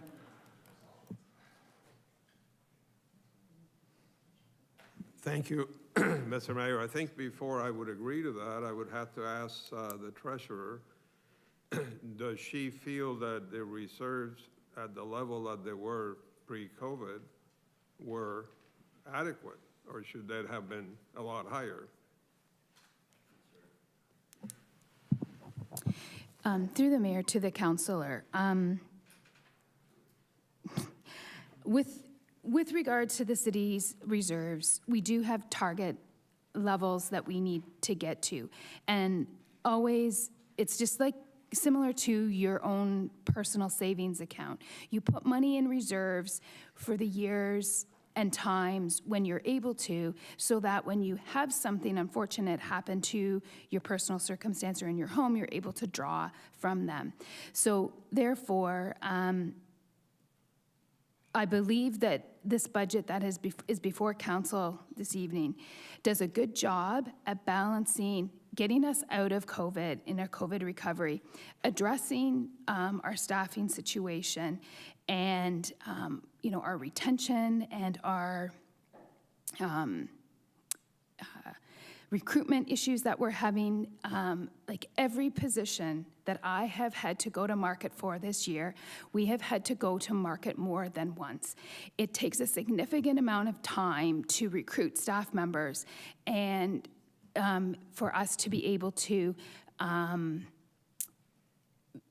recruit the staff members that we need. And when our compensation levels are not at the level that we're able to do, and I apologize, Mr. Mayor, that I may be going a little bit off here, but in answering the councillor's question with regards to where we are with regard to the city. I think this is a good budget. I think we have this, one-time opportunity with the transit upload to the region to be able to deal with a lot of the pressures that we weren't able to do, that we put off. We put off a lot of these items during COVID that we weren't able to address. And we're bringing those items back on into this budget at this point. And with regards to our reserves, I think that as we're still working through our 2020 year end, this budget does put some dollars in reserves. It allows us to support a very significant capital program, a bigger capital program than we've done in a number of years.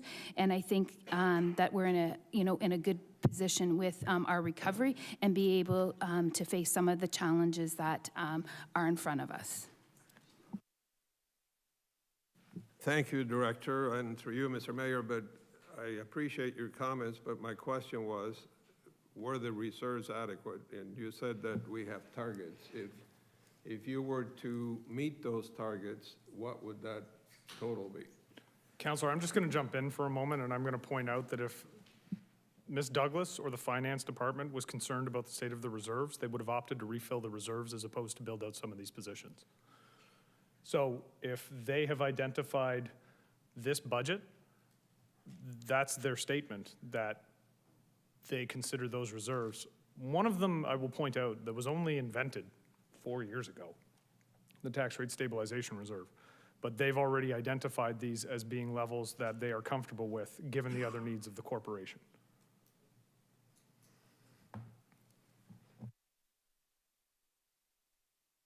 Thank you, Mr. Mayor. I was just trying to respond to Councilor Phillips' amendment as to what would be an adequate level that we would have to fill if we wanted to bring them up to where they should be.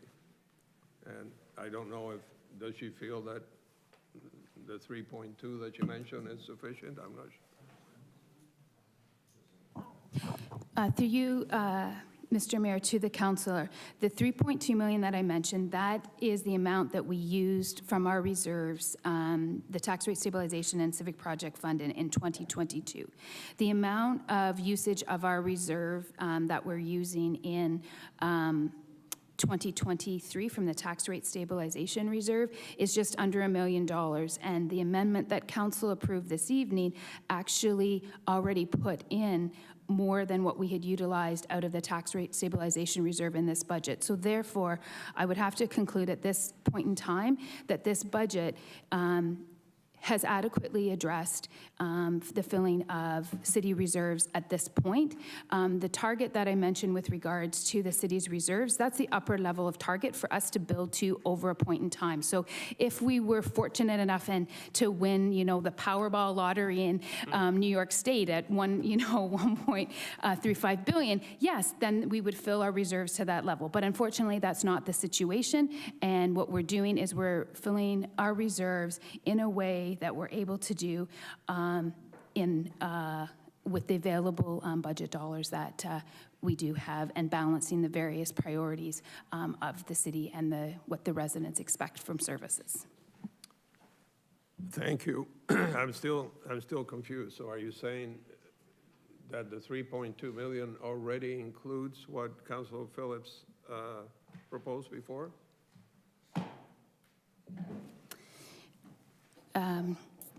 Through the mayor to the councillor, the $3.2 million is the amount that we utilized from our reserves in 2022 budget.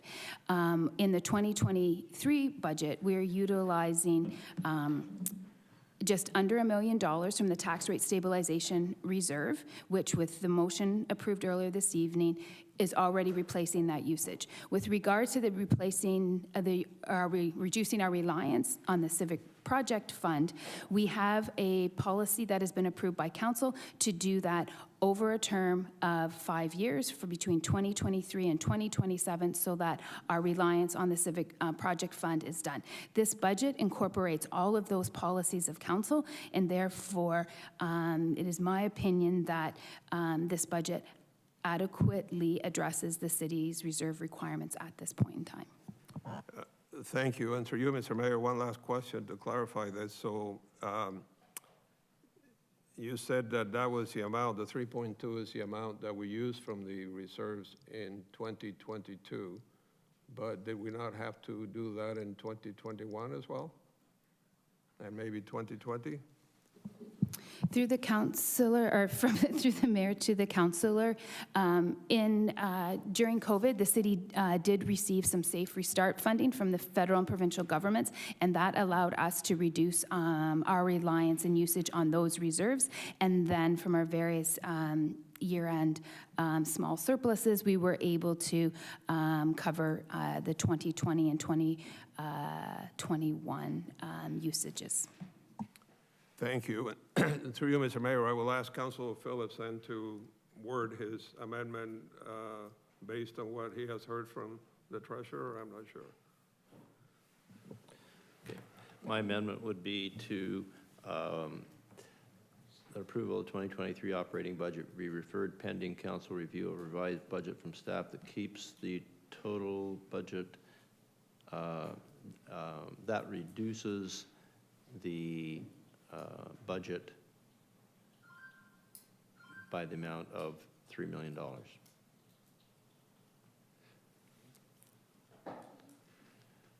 Now, with the idea that staff are going to review this and suggest cuts of $3 million, bring it back whenever you can, maybe in 2 weeks. And we discussed that at the time.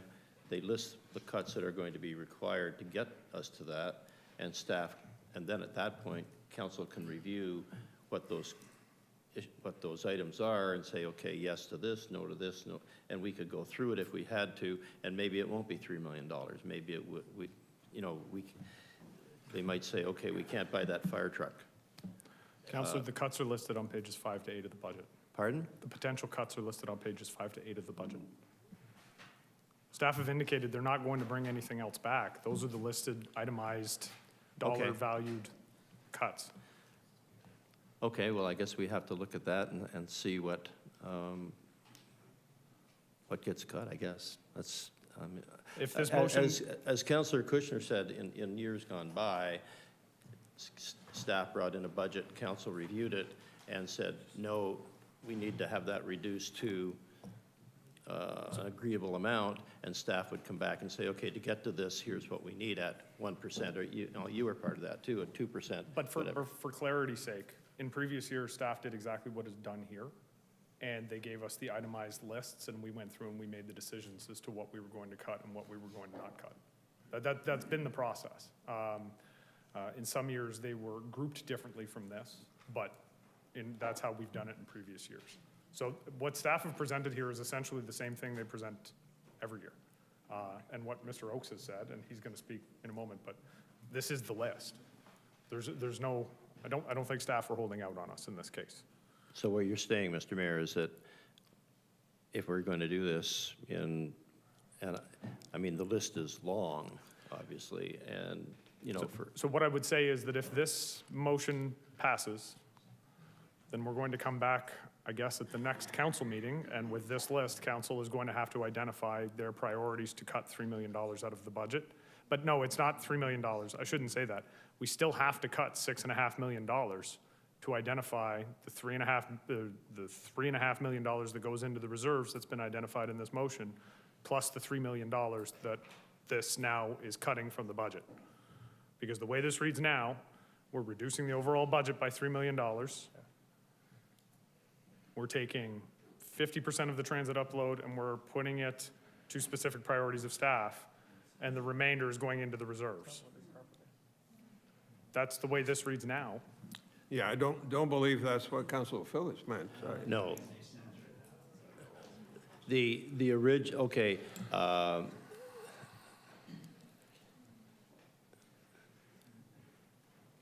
Instead of 50%, change it to 20% of the.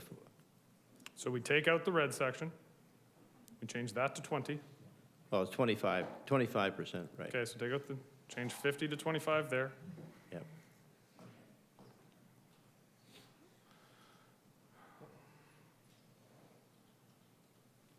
And change the other 50% to 75%. correct?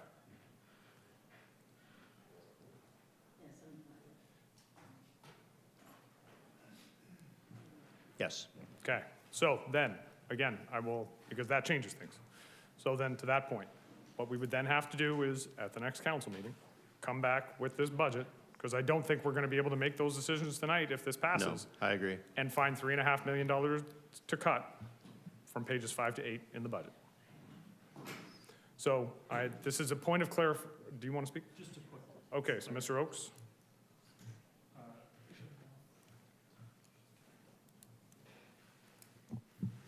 Thank you. Through you, Mr. Mayor. Again, just for clarity, so there are items within the budget as it stands now that are improving the reserve position. Are those items that council would want identified as part of that 25%? So as an example. Yes. Okay. Okay, thank you.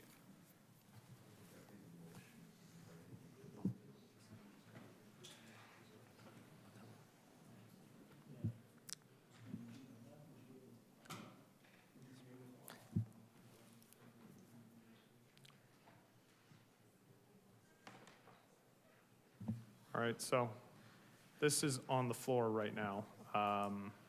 Councilor Garcia, you're in agreement with the changes, modifications as they now stand on the board? Yes, in the interest of moving this along, Mr. Mayor, I will accept that as friendly, and then if I may speak to... You will still have an opportunity. Councilor Williamson had a clarification question, so I'm going to go to Okay. him, and then it'll be your turn, Councilor.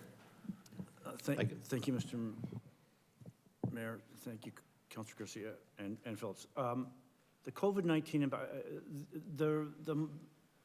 are some of these one-time payments to replenish reserve, and then we're not gonna, I don't know what's one-time and what's not. So, I mean, I get the value of paying these back, but I'm not sure what's ongoing and what's just one time. We won't have to add these into the budget in future years. That will be done. So it's basically, we're refilling and then we move on. Okay, well, okay, I can see value in that. Yeah. Yeah. And I will just say, the reason why Ms. Douglas is now furiously doing calculations is because I would wager that we're actually fairly close to the numbers that exist in the budget as it stands in terms of replenishment of the reserve. But with that said, Councilor Garcia did ask to speak last. I'm just checking because we're not, Councilor Garcia, I'm going to speak after Councilor Garcia speaks, but we can't go back. So Councilor Miller, you've already spoken, so this is Just clarification. clarity on, because there was some question about taxpayers' ability to pay. I think Councilor Lindo asked this, but we're not actually saving the taxpayer any money this year by moving money from the operating to the reserve budget. By doing this, no, there will be no change in what we're actually taxing for. So that doesn't matter. Yeah, okay. Councilor Garcia. Thank you, Mr. Mayor, and thank you for allowing me to be the last speaker. So I just wanted to clarify a few things. So first of all, you know, there's been some comments that I don't agree with, like when we talk about they worked on this budget for a year. Yes, you worked on the budget for quite a while, but I don't believe that any of us really understood the extent to which we were adding full-time staff and particularly non-union staff until the treasurer did that analysis that I believe you all got, table 1 and table 2, where she shows the actual increases in staff. And I analyzed this, and I would say, first of all, I would preface it by saying that I have a lot of respect for our staff. I'm not saying that our staff is incompetent or that we don't have good staff.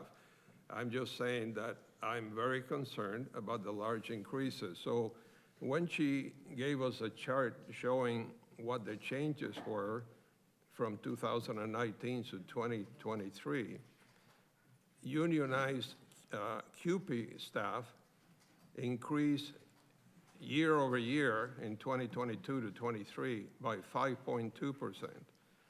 Yet non-union, which I see as management salaried staff, increased by almost 10%. If we go back to 2019, comparing to the 2023 budget, the unionized staff is only going up by about 6.7%, and the non-union staff is going up by 23.3%. So this means that in the 2023 budget, we would have a ratio of non-union staff to unionized staff of 40.5%. That means we have 4 managers or 4 salaried staff for every 10 workers, let's call them. That is really, really high by any standard that I have ever seen. Like 1 in 10 is much more common, and even 1 in 20. So it seems like a very top-heavy organization to me. I have many years of experience in business, as you all know. So I disagree also with what the one counselor said earlier, that businesses can't do this or can't do that. In my opinion, businesses can't increase staff by the percentages that we're proposing to increase them in 1 year here. Anyway, those are my feelings. That's why I wanted to see something different.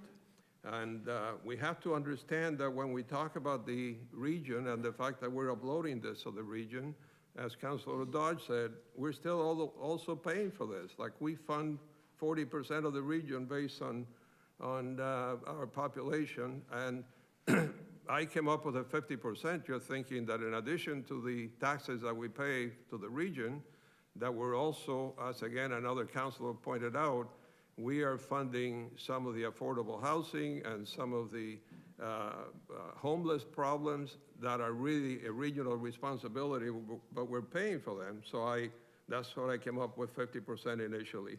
So I'm certainly not against motivating and having staff, but the reality is, if you go back to what we were told the guidance was in the budget committee way back, and I wasn't there then, but I know you were and some of the other councilors were, we read in the budget that that guidance was 7%, considering the high inflation that we were wrestling with, which I can understand. However, what we're really proposing here is about 13%, but we're not seeing it because we happen to have $14 million that we're uploading to the region for transit and paying elsewhere. So those are my comments. That's why I will stand by the motion and hope to see something different, because you don't normally get away with all of a sudden fixing all your staffing problems in 1 year, and there must be other things that we can do. And when Councilor Miller just asked, we're not changing what the taxpayer pays, if there is a way that we can actually reduce that, by all means. I mean, like whatever Councilor said, we heard that at the door a lot. Like, we have, most of us in this room are taxpayers, and we know that our taxes are relatively high, and a lot of people complain about them. So I'm hoping that Council will approve this so that we can at least look at what else we can do. And this revised motion gives staff a lot of leeway to be able to still make huge changes to staffing as they have proposed. Not all of it, but 75%, which is still very high. Thank you, Mr. Mayor. Thank you, Councilor Garcia. And just, there's one comment from the CIO. Thanks, Mr. Mayor. Just one point of clarification. I'll pass it over to Jeanette after. The comment regarding the management to the unionized, that number, that's not correct. So what we do is we have part-time staff, contract staff, which get amalgamated into an FTE type of role. The EX position are not all managers. There are positions across the corporation that just do not fall within a union. So it's not all management. The ratio, I'll pass it over to Ms. Pelletieri. Through you, Mr. Mayor. Yes, the CAO has touched on what aspect I wanted to bring forward again to the table.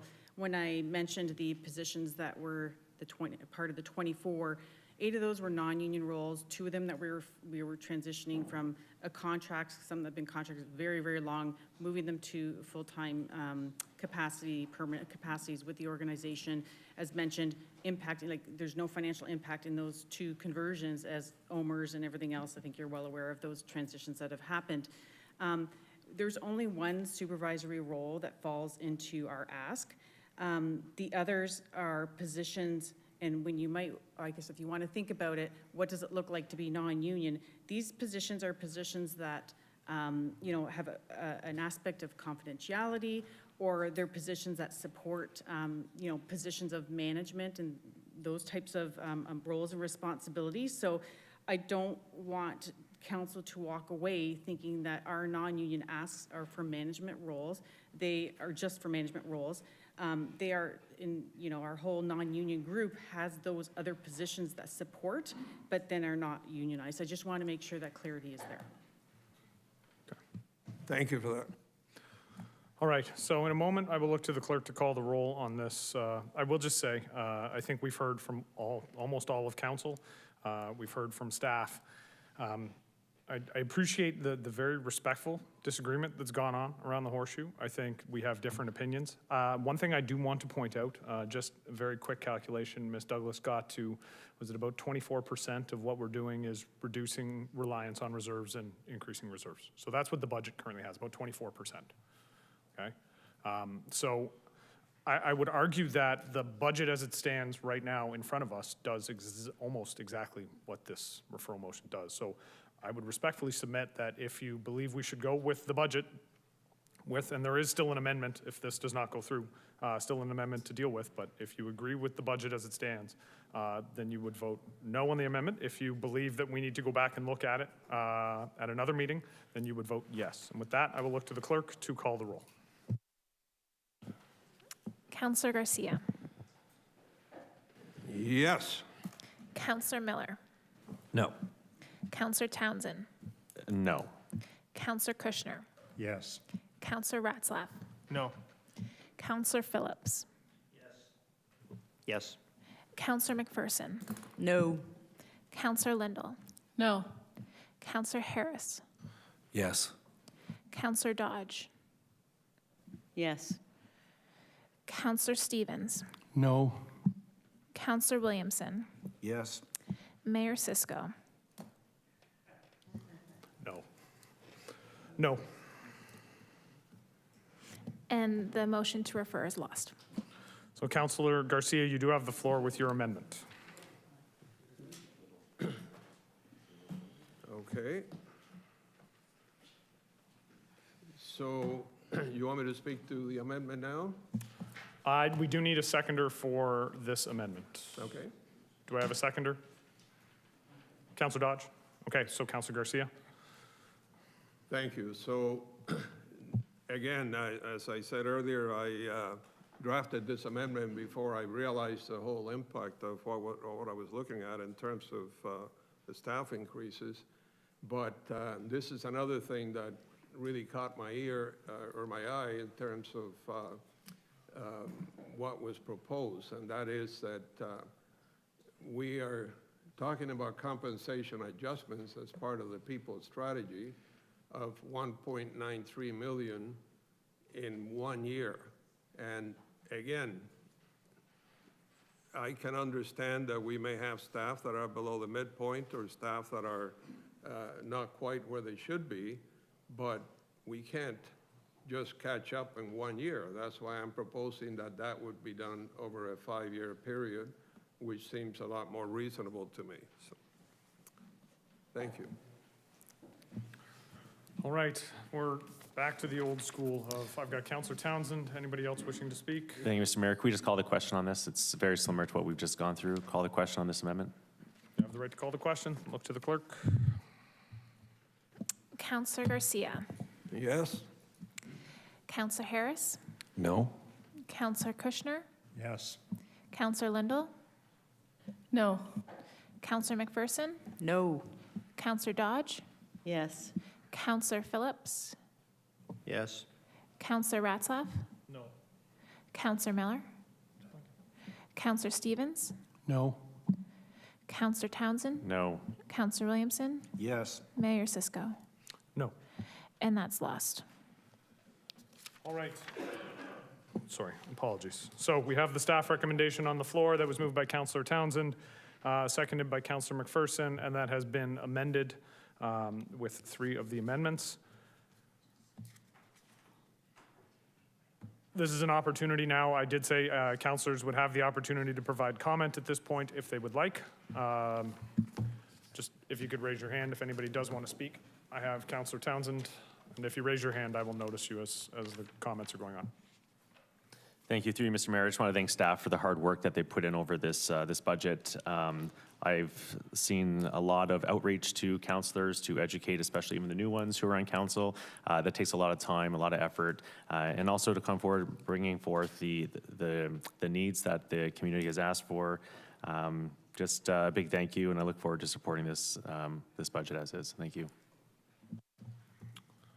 Councillor Phillips? Yeah, I too want to thank staff. Even though trying to make an amendment to the budget, I know how hard they worked, and they want the best for the city. And Mr. Mayor, I commend you for the way you conducted this meeting, because everybody had more than their fair chance to speak, and I think that's important. So thanks to all. Thank you, Councillor Phillips. Any other comments? Councillor Dodge? I would concur with what the other two speakers have said. Thank you, Councillor Dodge. Councillor Garcia? Thank you, Mr. Mayor. I wanted to agree with them that, first of all, to thank staff, but also to thank you for the way you managed the meeting. And I would also add that, as per my previous comments and my feelings on the budget, I certainly could not support it. Thank you, Councillor Garcia. Councillor Kushner? Well done to everyone. Thank you. Thank you, Councillor Kushner. If there are no other comments, then I will speak just very briefly. I will start by saying, and I mentioned it already, I appreciate the respectful tone of everybody around the table. This budget night is never easy. It always tends to inflame passion to a certain extent. People have very strong opinions, and I appreciate the fact that people are willing to bring them here and put them out for debate. I've sat in this chair as the budget chair for 8 of the last 8 budgets. This is not an easy job. But I will say that the councillors around the Horseshoe have made this year a different experience, but a very positive experience. And again, I appreciate the work that's been done. I will echo the comments that a few of you have made about staff. I appreciate the time and effort that staff have put into this. I would frame this budget as one of resilience, and staff stole my framing of it, and I appreciate that. But I think it's an important message. I had the opportunity to speak at the New Year's Levy this year, and I talked a lot about resilience in that speech. And I talked about resilience because, if anything, over the last couple of years, we've discovered just how important resilience is. I have been the budget chair for 8 years, and I was a part of budget processes where we looked for efficiency everywhere we could find it. And I believe we have one of the most efficient corporations that run cities in the province of Ontario. But the last couple of years have indicated that efficiency is not always the be-all and end-all. And one of the things I've discovered is you can't be efficient and be resilient. Those two things don't go hand in hand. If they're Venn diagrams, they're two circles that don't touch. Because to be efficient means that you are operating at the baseline, whatever your average is, you're always able to maintain that with the least amount of resources possible to maintain that average. And so long as things stay average, everything's good. If you have a blip up every once in a while, you're probably okay. The system will be able to compensate for that blip upwards every once in a while, because there'll probably be a blip downwards. But in the last 3 years, we've seen a blip up that never stopped, and it just kept going. And we see this in a variety of different areas across our society. I think healthcare is probably the most glaring and obvious, a system that was made to be as efficient as possible. And now we're seeing a lot of the holes that exist because no resiliency was built into the system. We're seeing it in the education system, where the system was made to be as efficient as possible and resiliency wasn't built into the system. I think this budget is an opportunity for us here at the city to build some resiliency into the system. And by its nature, resiliency means that from time to time you will have an overcapacity. I don't think we actually have an overcapacity here, but I think this budget will allow us to at least get to an efficient standpoint where we can deliver the services that we need to deliver while having adapted to the situation that exists in 2023 in St. Catharines, in Ontario, in Canada, and North America. And I think that's a positive thing for our staff. So again, I appreciate the respectful tone from council. I appreciate the hard work and the diligence of staff, and I will look to the clerk to call the roll. Councillor Townsend. Yes. Councillor McPherson. Yes. Councillor Dodge. No. Councillor Garcia. No. Counselor Harris. Yes. Counselor Kushner. Yes. Counselor Lindell. Yes. Counselor Miller. Yes. Counselor Phillips. Yes. Counselor Ratzlaff. Yes. Counselor Stevens. Yes. Counselor Williamson. No. Mayor Cisco. Yes. And that's carried. All right. Would we all be in agreement to a 5-minute recess? Some of us need to take a bio break, as a former mayor once said. So 5-minute recess.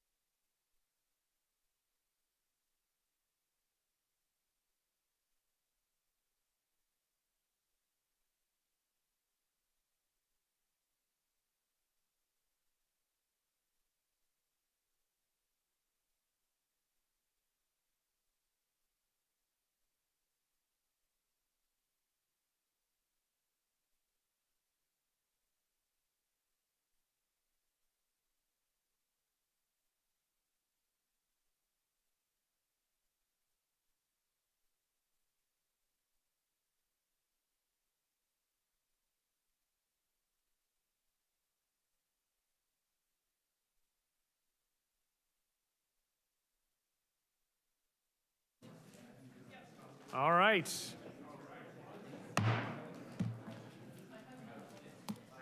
Ladies and gentlemen, we are back. Hopefully everybody was able to take care of whatever they needed to take care of. And we're able to get through the rest of this meeting relatively quickly, which is hopefully a good thing. What time did we have until 10:30? Curfew is 10 o'clock. Okay, so I'm going to ask for a motion to extend at this point. I'll go Councillor Dodge, Councillor Phillips, and we extend into, do we get to pick the time? The first 30 minutes, no, it's anything past 30 minutes is unanimous. Okay, so it's 10 to 10 right now. 7 to 10, so that gives us until 10:30. Councillor Dodge?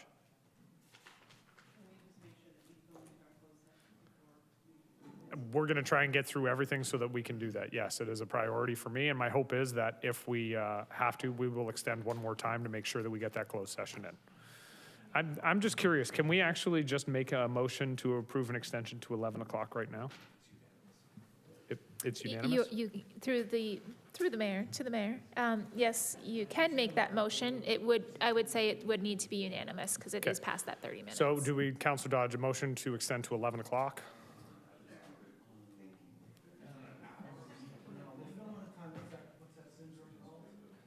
You know what, let's go to 10:30 and hopefully we can get the buy-in and we'll just move on. So all those in favor of going to 10:30? Opposed? That's carried. Wonderful. We're on to item 9.1, which is the Economic Development and Tourism Services Municipal Accommodation Tax Impacts on Accommodation Providers. It was requested to be moved by Councillor Garcia. Before we get going, we're going to have a delegation from Adrian Nitsopoulos.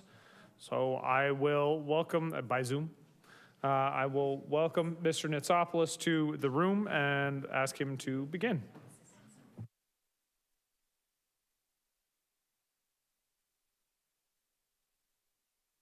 Thank you, Mr. Mayor. Can you hear me? We can hear you, yes. Perfect. Thank you, Mayor, again, and members of council for having me on this call this evening. On behalf of all the hoteliers in St. Catharines, we urge you to reconsider the decision to implement the municipal accommodation tax of 4% in St. Catharines. Through the public consultation discussions between city staff and the hotels and motels in St. Catharines, the industry made it clear that we supported the recommendations made by your city staff. This amount would bring us in line with Niagara Falls' current $2 mat fee per night per stay, and competitive enough with Niagara-on-the-Lake current 2% mat fee. These two municipalities enjoy international recognition and tourism destination status that we do not have. St. Catharines as a destination has always been the more affordable place to stay in Niagara for families and visitors. As we attract the more price-sensitive guests, having higher fees than other municipalities in our region, such as the municipalities listed above, we risk losing or turning away guests seeking the more affordable accommodations in our community. Our hospitality industry has been one of the hardest hit sectors of the economy. And after nearly 3 years of turmoil weathering a global pandemic, we are only now just experiencing some stabilization, but still have not reached 2019 revenue levels. And now we have current headwinds ahead of us in 2023, which include affordability, the high inflation, supply issues that continue to give us issues, food prices, and now a looming recession, just to name a few. Again, the 4% tax to our visitors who bring their hard-earned money to spend in our community will put our city at a disadvantage to the rest of Niagara. Let me reiterate our uphill battle to convince guests to choose St. Catharines over Niagara-on-the-Lake or Niagara Falls when selecting accommodations. Eliminating St. Catharines' perceived value away from our potential guests will ultimately reduce the number of hotel nights in our city. In ending, we can't express enough our concerns that the 4% mat fee will impact travel negatively to our great city. We trust council will reconsider this mat implementation to mirror the recommendations of city staff. It's not the right time to add these exorbitant fees to our guests of our wonderful city.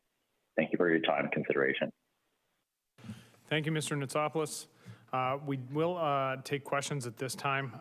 So if we can, yep, the voting system is working again. So if you just want to press the buttons, and I've got Councillor Townsend and Councillor Miller. The one thing I just do want to clarify, Mr. Nitzopoulos is using the word reconsideration. However, as has been previously mentioned by staff, this is not a reconsideration motion for this council. We do not require the 2/3 majority because the original decision was made by the last term of council. So for clarity's sake, this would not technically be a reconsideration motion. This is a brand new motion. It simply requires a majority vote. So with that, I will go to Councillor Townsend, followed by Councillor Miller. Councillor Townsend? Thank you, Mr. Mayor. Through you to Mr. Nitzopoulos. Thank you for being here. My question is Niagara Lake is using a phased-in approach to move up to 4% in 2024, I believe. Is that something that you are adamantly opposed to, the 4%, where you'd like to just see what Niagara Falls does with their 2%? I wonder if you just kind of provide some context.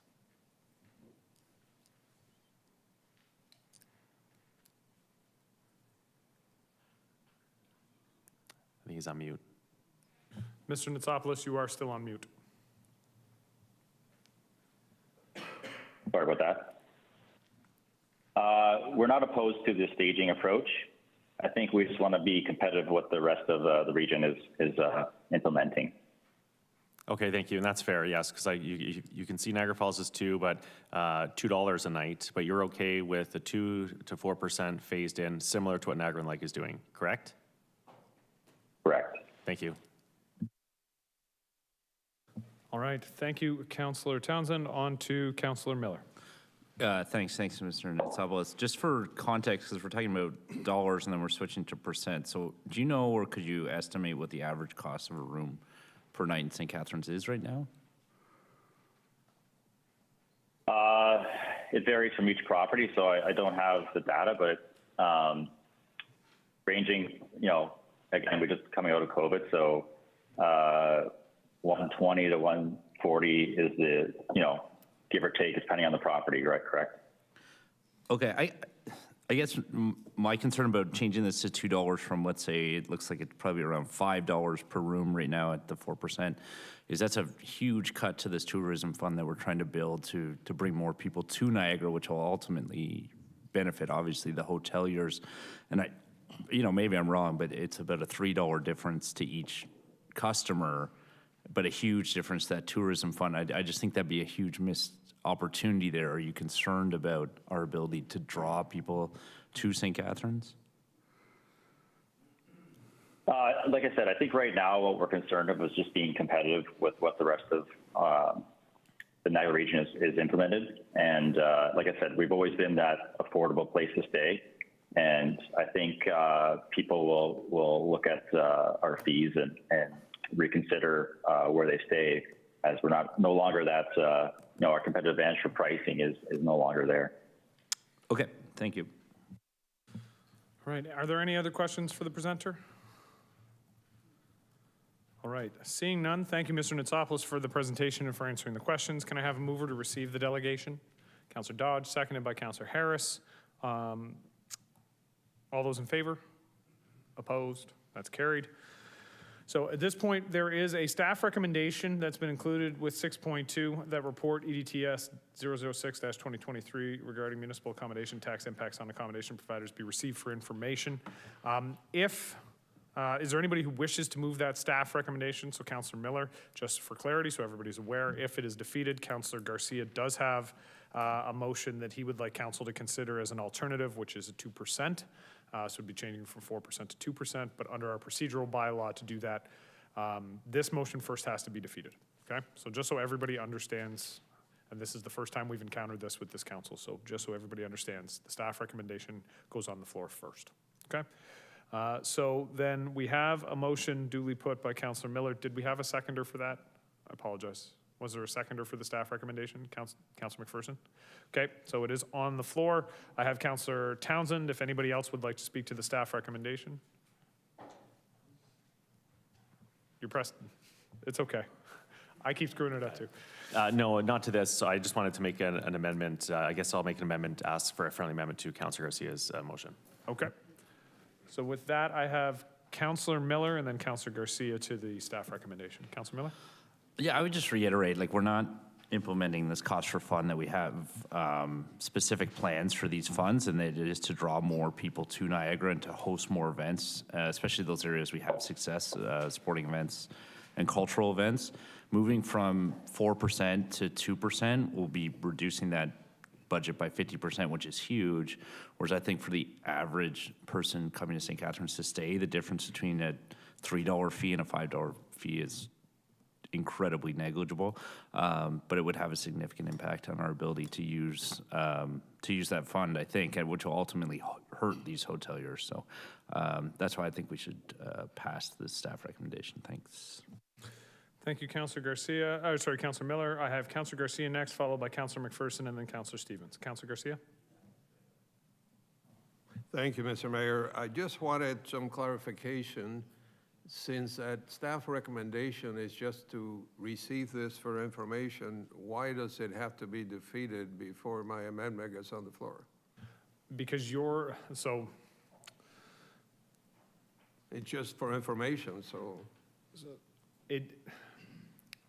Because the staff recommendation and the decision that was made is directly in opposition to what you are attempting to do. Like, you are attempting to make a change. That was my understanding when we discussed it from the clerk's office, was that we had to do one before we could do the other. I know, but because there had been a previously made decision from council. I'd just like to ask the clerk, like, it Okay. seems to me that if it's a report for information only, shouldn't matter, but I don't know. Through the chair, in this situation, the previous council did provide a decision. There is an action that's out in the community that it's 4% right now. The staff recommendation is for information. If council is going to change that, it's not just, the staff recommendation is just to continue as we are currently doing. So to say we're going to change it and we're going to reduce our potential revenues by 50%, that is a significant difference to what I would say is for information. Okay, thank you. Thank you, Councillor Garcia, for the clarification. Councillor McPherson, followed by Councillor Stevens in just 1 second.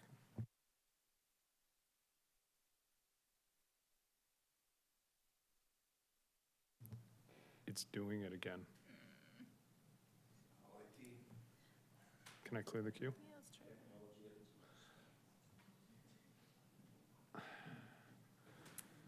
All right, so the system is having fun again. So, Councillor McPherson, press your, no.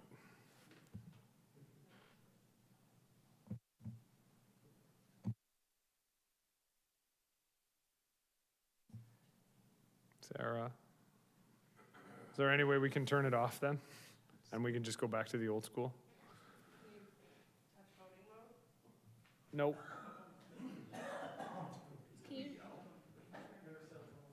Councillor McPherson, can you turn yours off? Okay.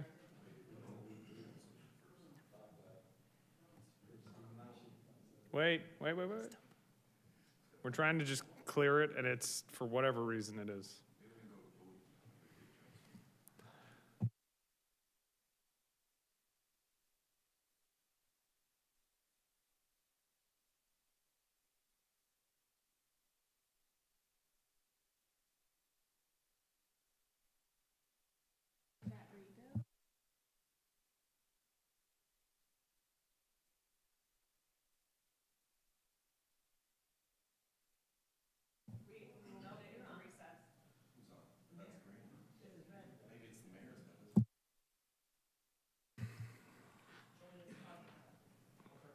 It's not so much, that's not helping.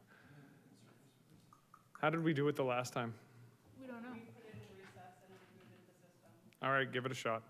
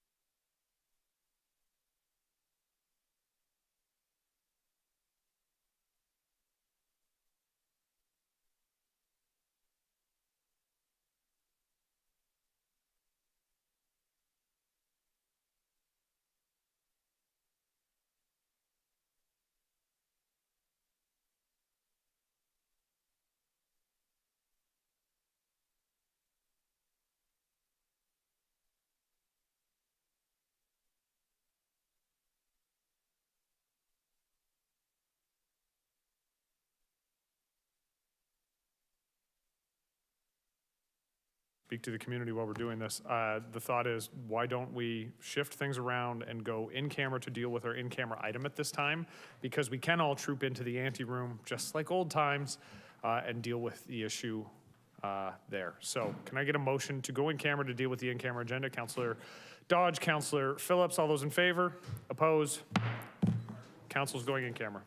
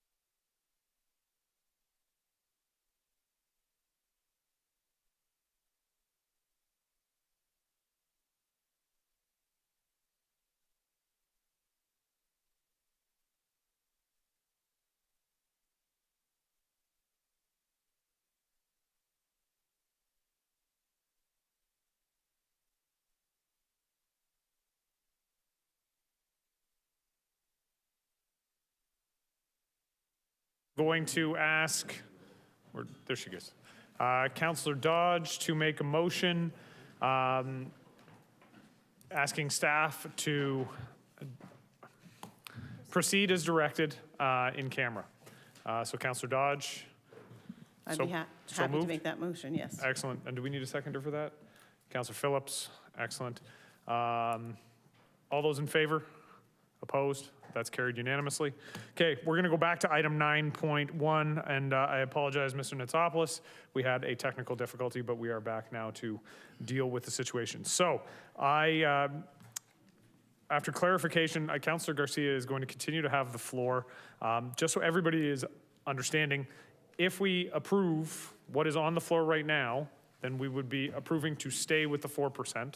Okay, that's what approval of the recommendation on the floor means, that we are staying with 4%. So with that, Councillor Garcia, you still have the floor. This working? Yes. Wow. Red means go. Okay. Quickly, Mr. Mayor, thank you for asking. I just want to say why I don't agree with staying with the 4%. And just for a bit of history, particularly for the new councilors, when we had that recommendation before, as Mr. Nitsopoulos mentioned, it was for, I believe, $2, not even 2%. But what happened was we had a discussion, and a couple of councilors brought up, first of all, comparing us to some other municipalities like Guelph and Barrie, if I remember, and the fact that essentially it seemed like everybody else was 4%, so we ended up voting for 4%. Since then, I have seen the two letters from the hoteliers, and I believe they make some very good points in that what they're saying is, we're not Niagara Falls, and we're not Niagara-on-the-Lake, of course. So, you know, when you compare us to Guelph and Barrie, for example, they don't have a Big Daddy Niagara Falls next door that they're competing with. And as Mr. Nitsopoulos said, you know, the people that stay here, we are kind of a secondary location, and I think we have like under 1,000 hotel rooms in total, and Niagara Falls has like 12,000 or something. And just Mr. York can confirm that. So therefore, what I'm going to propose later is that we go with 2% rather than the 4%. But I certainly do not support staying with the 4% because I think psychologically it makes us uncompetitive. Look uncompetitive, even if Councilor Miller says, which is true, it's not a large amount, but I think we can live with that, and then I'll wait until it fails, hopefully, and then I can make my motion, Mr. Mayor. Thank you. Thank you, Councillor Garcia. And we're now butting up at 10:30, so it needs to be a unanimous vote. Council, we've already gotten agreement from Councillor Miller to defer his motion until the next meeting. I'm going to suggest if we can get a motion to extend to 11, which we can't go beyond that, it does need to be unanimous. I'm begging your indulgence. We do need to get through this issue tonight. So if we can do that and defer the balance of the agenda to the next meeting, this is the only thing which is relatively time sensitive. Everything else can wait to the next meeting. So can I get a motion to extend? Councillor Phillips, Councillor Garcia, all those in favor? All those in favor? Opposed? All right, that's unanimous. We will continue to 11 with my commitment that this is basically the last item. All right, so I have Councillor McPherson and then Councillor Stevens. If anybody else wants to be added to speaking to the staff recommendation, just raise your hand. Okay, I was worried. I support the staff motion and just with regards to competing with Niagara Falls. I mean, if our hotel rooms are an average of 120 to 140, the average hotel room in Niagara Falls is 220 and up, higher than that. So I think we're already quite competitive. And the 4%, it doesn't add that much, as Councillor Miller pointed out. I think it's important that we have a robust tourism dollars. And I think it's also really important to note that Niagara Falls, while they don't call it a MAT tax, they do charge the, what is it called, daily mandatory charge of 11.49%. So, yeah, so. We don't call it a MAT tax either. Well, we call it MAT or whatever. Well, we call it a municipal accommodation tax, or we call it an MAT. I like to call it MAT, though. We don't call it MAT. I like to call it Matt, though, because we can blame you. Councilor McPherson, are you finished? I am fit, just my point being, we are more than capable of competing with Niagara Falls at 4%. All right. Councilor Stevens. I just would like to say, I agree with Councilor Garcia and the fact that we just waived the fees for patios to help local businesses. Why would we not continue to help local businesses by lowering that from 4% to 2%? So it stands in line that they hurt for COVID, and just like our downtowns and all that, and we waived that fee for their patios, so why wouldn't we lower the fee to help the hotelers as well? All right. Any other speakers? Seeing none, I'll look to the clerk to call the roll on the staff recommendation. Councillor Miller. Yes. Councillor McPherson. Yes. Councillor Dodge. Yes. Councillor Garcia. No. Councillor Harris. No. Councillor Kushner. No. Councillor Lindell. Sorry. She declared a conflict. Councillor Phillips. No. Councillor Ratzlaff. Yes.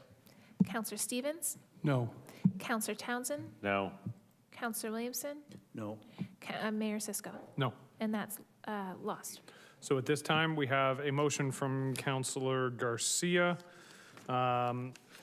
which I believe is going to go up on that the municipal accommodation tax be changed to 2%. Do we have a seconder for that motion? Councilor Harris. Councilor Garcia, do you wish to speak, or? Just very briefly, Mr. Mayor, I've already spoken with my rationale. I would just like to say that Councilor Townsend asked Mr. Netsopoulos if he was okay with the gradual phasing in like they did in Niagara-on-the-Lake. I accept that as a friendly amendment. The only thing I would ask is that we review it a year at a time, perhaps. Like we should give it at least a year before we consider the next step. I'm not sure if Councilor Townsend knows what they've done in Niagara-on-the-Lake. I'm not sure. Thank you. Through you, Mr. Mayor, starting in January 2024, Niagara-on-the-Lake will be phased, moving it up to 4%. And they're actually looking at even increasing it beyond that. So I'm in favor of this motion as long as there's a phased-in approach to move to 4%, similar to what other municipalities are doing around Niagara. I'm going to look to our Director of ECDEV if he has anything to add on this one. Yeah, through you, Mr. Mayor, to the councilor, Town of Niagara-on-the-Lake, thanks, Phil, implemented a rate of 2% in July of 22, and they moved to 3% in 24, and by 25, they're up to the 4%. Yearly, correct. So, Mr. Mayor, so over a 2 to 3 year period, Mr. York? Through the mayor, that's correct. Okay, so can we say then that we consider moving it up in 3 years? Is that what we're saying? Same as Niagara-on-the-Lake. Pardon me? Do the same as what Niagara-on-the-Lake's doing. Move it up, phased-in approach to 2025 up to 4%. Okay. I guess I'm okay with that. Okay. So if we can put in then, let's just mirroring Niagara-on-the-Lake's phase-in. Yes, but that way we're not disadvantaging anybody. We're staying current with our. But, Mr. Mayor, I would like to ask that there be a staff review at that time. I mean, like, if for some reason staff feel that it's not appropriate at the time, I think we want to hear from them. Well, and I think there was an expectation that there'd be a report back, so we'll just take that as direction to staff that on a yearly basis, there's a report that comes with that information. So that's understood. Are there, Councilor Townsend? Sorry, one last thing through you, Mr. Mayor. Would this be added to also Airbnb bookings? Because I know Airbnb does collect a municipality fee off some bookings. So would this be included? Mr. York? Through the mayor of the councilor, that's correct. It would be added to STRs. Yes, through the mayor to the councilor, it would be added to STRs. Thank you. Councilor Miller, can you just turn yours off? Thank you. Did you want to speak? I did. Oh, okay. Yeah, we're in the Wild West now. So. Well, we just passed our 2022 budget, so or 2023, whatever year we're in. So what's the implication on this for this year's budget, if any? From a budgetary standpoint at the city, Christine? Thank you, through you, Mr. Mayor, to the councillor. There's no impact on the 2023 budget as the revenues are deposited into to a reserve and then come back in the following year as to how they would be utilized. Okay, so we weren't going to get this money to use until 2024 anyway? Yeah. Okay, I'm still against this because, again, I think actually what we're doing is falling behind Niagara-on-the-Lake now and how much they're going to be able to spend on tourism and be able to attract people. So I think the plan we have was a good one, but fair enough. All right, any other comments? Seeing none, I'll look to the clerk to call the roll. Councillor Garcia? Yes? Councillor Harris? Yes. Councillor Kushner? Councillor McPherson? Nope. Councillor Miller? No. Councillor Phillips? Yes. Councillor Ratzlaff? No. Councillor Stevens? Yes. Councillor Townsend? Yes. Councillor Williamson? Yes. Councillor Dodge? No. Mayor Cisco? Yes. And that's carried. Right, can I have a motion to defer items 9.2 and 10.1 to the next meeting? Councillor Kushner, Councillor Townsend, all those in favor? Opposed? That's carried. There are a few bits and pieces we're just going to try and shoot through. There are 2 report requests this evening. Councillor Garcia has 2 report requests. The first one is for a report on the process to eliminate paid beach parking without the need for them to apply, with required permit or paperwork being mailed out with water bills in advance of the summer beach season. The report be prepared no later than the March 6th council meeting. And I'm just going to look to the CAO because I know there is a beach report that is already scheduled to be coming. Yeah, thank you, Mr. Mayor. Yes, March 6th is the targeted date, but we'll be meeting with the ward councilors ahead of that. So there will be a meeting with the ward councilors in advance, but that report request is the first. The second is the staff prepare a report outlining a strategy or potential strategies for prioritizing the heritage designation of properties on the Heritage Register in accordance with Bill 23 in Q1 of 2023. Councillor Garcia is moving these. Do we have a seconder for these 2 report requests? Councillor Phillips. All those in favor? Opposed? That's carried. We have the minutes of the task force for the advisory committees of council. Can I have a mover of the minutes? Councillor Lindell, seconder. Councillor Phillips. All those in favor? That is carried. We did the closed session. Mr. Mayor, I pulled 6.5.5. We deferred that one as well. You deferred that? We're going to defer both of them. There may be some discussion. There may be some in-camera issues. We can wait. So 16.1, the bylaws that listed on the council agenda as 8H be read a first time, considered and passed, and that they be signed and executed by the mayor and the clerk. Councillor Miller, Councillor Stevens, all those in favor? Opposed? That's carried. And adjournment. Who wants to adjourn? Councillor McPherson, Councillor Dodge, all those in favor? Opposed? Good night.